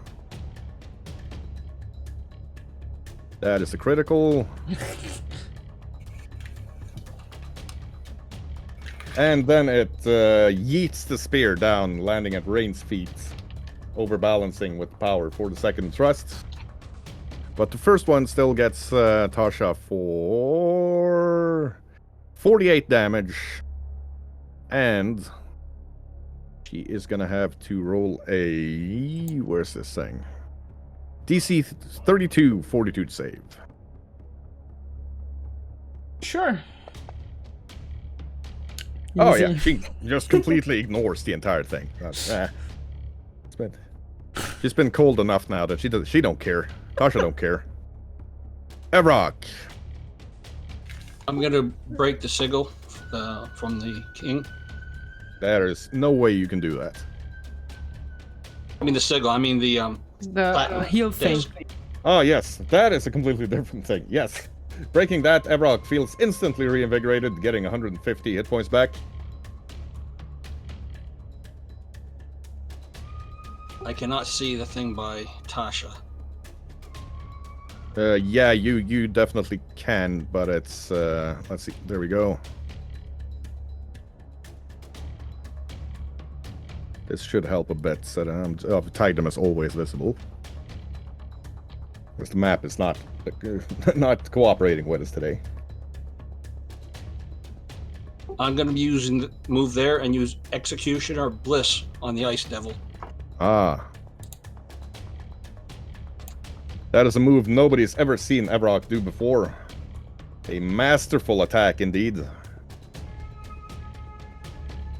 Holy cannoli, and a critical on that. That is going to be a fair amount of damage. Yes. The standard damage first, I guess. Fuck yes. Yeah, that'll be the standard hit, but Yes. times 9. So just roll the standard hit, and then we'll multiply it. Right. Yes. Fuck yes. And I still get an extra 3 other die. Let me just pull up a calculator here.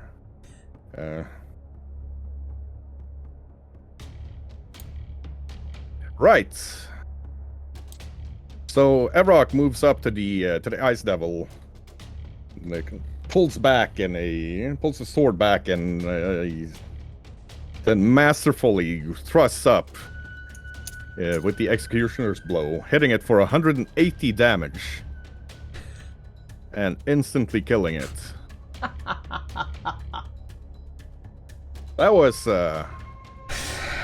something. Thank you, Captain. And I do a quick delay hand on her for my final move. Right, so that's 30 hit points back to Tasha. Thanks, And 2 Captain. extra AC. What was that? And 2 extra AC for the turn. Thank you. Yeah. Lal. Wait, how much did I Okay. get the back? Sorry. What did you say there, Tasha? How much did I get back? I was too... 30. Thank you.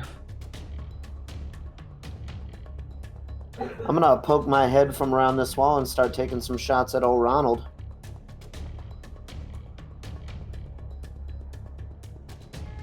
That is a miss. Oh, and you hear a weird kind of skittering sound as the shot ricochets into the floor, into the wall, and Ida needs to give me a DC 20 reflex save.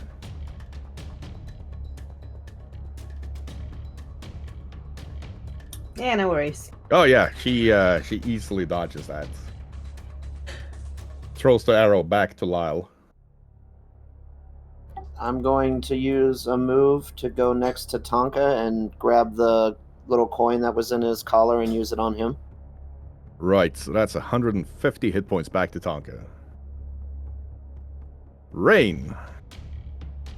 Yes.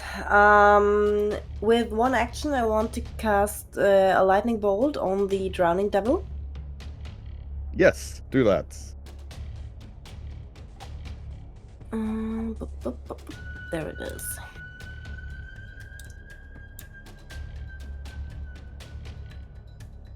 There we go. And then I'm using my wild shape ability and turn into a nice Ankylosaurus. Enough is enough. You can hear her shout first. And the tiny little pixie turns into a dinosaur. Yes! Yes! So we've never seen a dinosaur. Do we think she's an enemy? So, quick information for Shogo about changing numbers for me. My AC is now 27.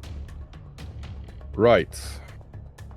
And I can't see the map, but I would like to move myself so I can give some cover to Tasha when she moves up to the sigil. So, I don't know, maybe around here? Oh, hey, nice! I even got a... Oh, Just there show we me go. where you want to be, and I'll move, Can we move your keep her? token. Around here, I guess. Can we keep Right. her? There's now a huge honking dinosaur climbing the ziggurat.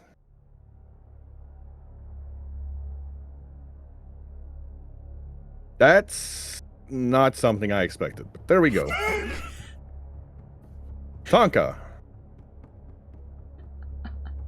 Tonka's gonna look over at the dinosaur and kind of like shake his head a little bit and then jump over onto Ronnie.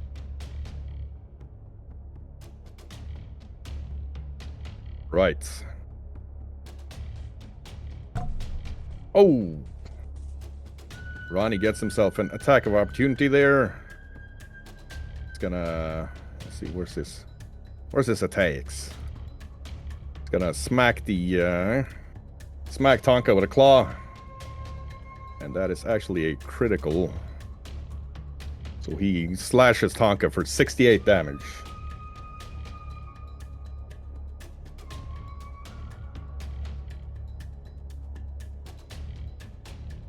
Which takes us to Tasha. Yeah. Having been pummeled several times now, she's not a happy bean. I think the enemies that are left are Ronnie and the Drowning Devil, right? Nope, the Drowning Devil got super duper electrocuted by Rain. Okay. She's gonna try to run for the sigil then. Yeah, turns out being a water-based creature is not great when you're being hit by lightning bolts. Who would have thought? Who would have thunk? Yeah, she's going for the she's gonna basically run for the sigil. She's gonna give Avrok a like thankful, grateful pat on the shoulder. And then move. I don't know where the sigil is. She can move 25 feet, I think. 30. Yeah, she gets there easily. And then if she has actions left, she's gonna try the thing, unless that takes more time than 2 actions. Nope, she can place the anchor. Yeah, she's gonna do it. She's gonna Right. she's gonna look into Ronnie the Racketeer's eyes and she's gonna place the anchor. Yeah, as she places the anchor, everything in the black temple you're in starts cracking up. Things start falling down. Ronnie shouts at her, like, "Curse you, Red Lions!" as he starts being pulled through the floor by his home plane, pulling him back. For the moment, well, you have maybe 30 seconds before you're all crushed to dust by falling temple. I think we gotta run now. No. Come to me. Everybody gather up. Come to me. Quick. I'll move to I'm Lyle. gonna do that. Wherever you are, I don't know where you are because it's all black. Yeah, everybody gathers around Lyle. Yes. Then I'm gonna blink us back to the primordial forest. And suddenly, you find yourself standing in a forest with what you think is a 60-foot tree is actually a mushroom. You can see mosquitoes the size of Tonka. What the actual? I didn't know you can do that. And Are instantly, we tiny or is this huge? everybody instantly starts feeling rain has suddenly turned very warm and comfortable to be around. And anybody within 30 feet of her gets 1 hit point per turn back. Aww. Tasha's gonna hug the big Ankylosaurus. Nice trick. Sometimes we learn things in our dreams and whatnot. Mm-hmm. Don't ask me exactly where we're at, though. Thank you, Lyle. But that is going to be a D4 plus 1 for Lyle there.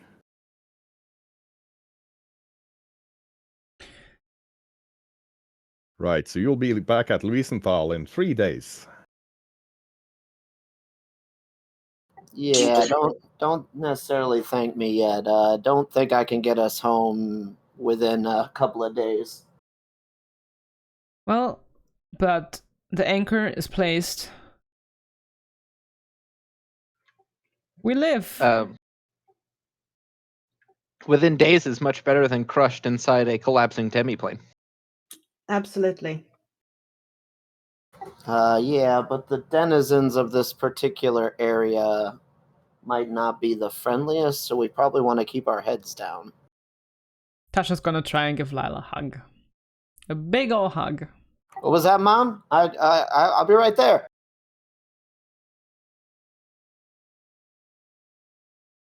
That man. Shoko. Add sucky bard noises in the distance. Yeah. Fuck you, Bard. Is that what we're calling her now? Wow.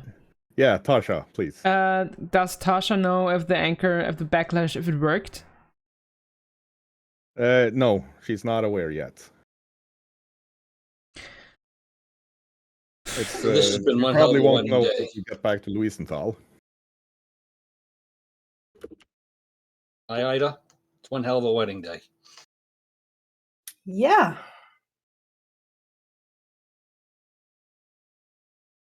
And Belly Tumbler is still alive and fighting, so we need to get back to Louisenthal as soon as possible. All the way. Let's go. Yeah. Do like Claudia said and keep our heads down. I see a T-Rex come out at me. It's an Ankylosaurus. If there's Ankylosaurus, what else you think could be in this forest? Rain turns back into her normal form. You don't like my other form? She is. Love it. Enjoy it.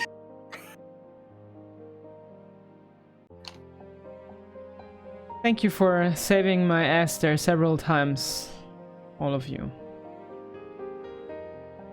Well, you saved us as well. And you were the key. Well. You knew you could. You're the only one that could set that signal. Victor might have managed as well. I feel like shit. Let's go home. Yeah, definitely. And on that note, we will call the session for today. Thank you, everybody, for joining. We will continue our Pathfinder 2nd edition RPG run next Sunday. Tomorrow, we will start with Starfinder. at 8 o'clock Central European Time, or UTC +1, where we have several interesting players. Arowina is there, Bonti's there. We will also be joined by Grumbles the Dwarf, Tigersden, Finn McCorvus, and Lanovar. So that is the very start of the campaign. If you want to get in on it from the start, tomorrow is the time. On Tuesday, we will continue on our Only War sessions with Bonti, Arowina, Tolmar, Shion, in addition to Scornful and Tango Hotel. So thank you all for coming. Head over to Twitch TV/Marangana, Shion Kaisi, Tolmar. Smash that like and subscribe button. And we will see you all later. But for now, stay safe, stay healthy, and be well. We'll see you all next time.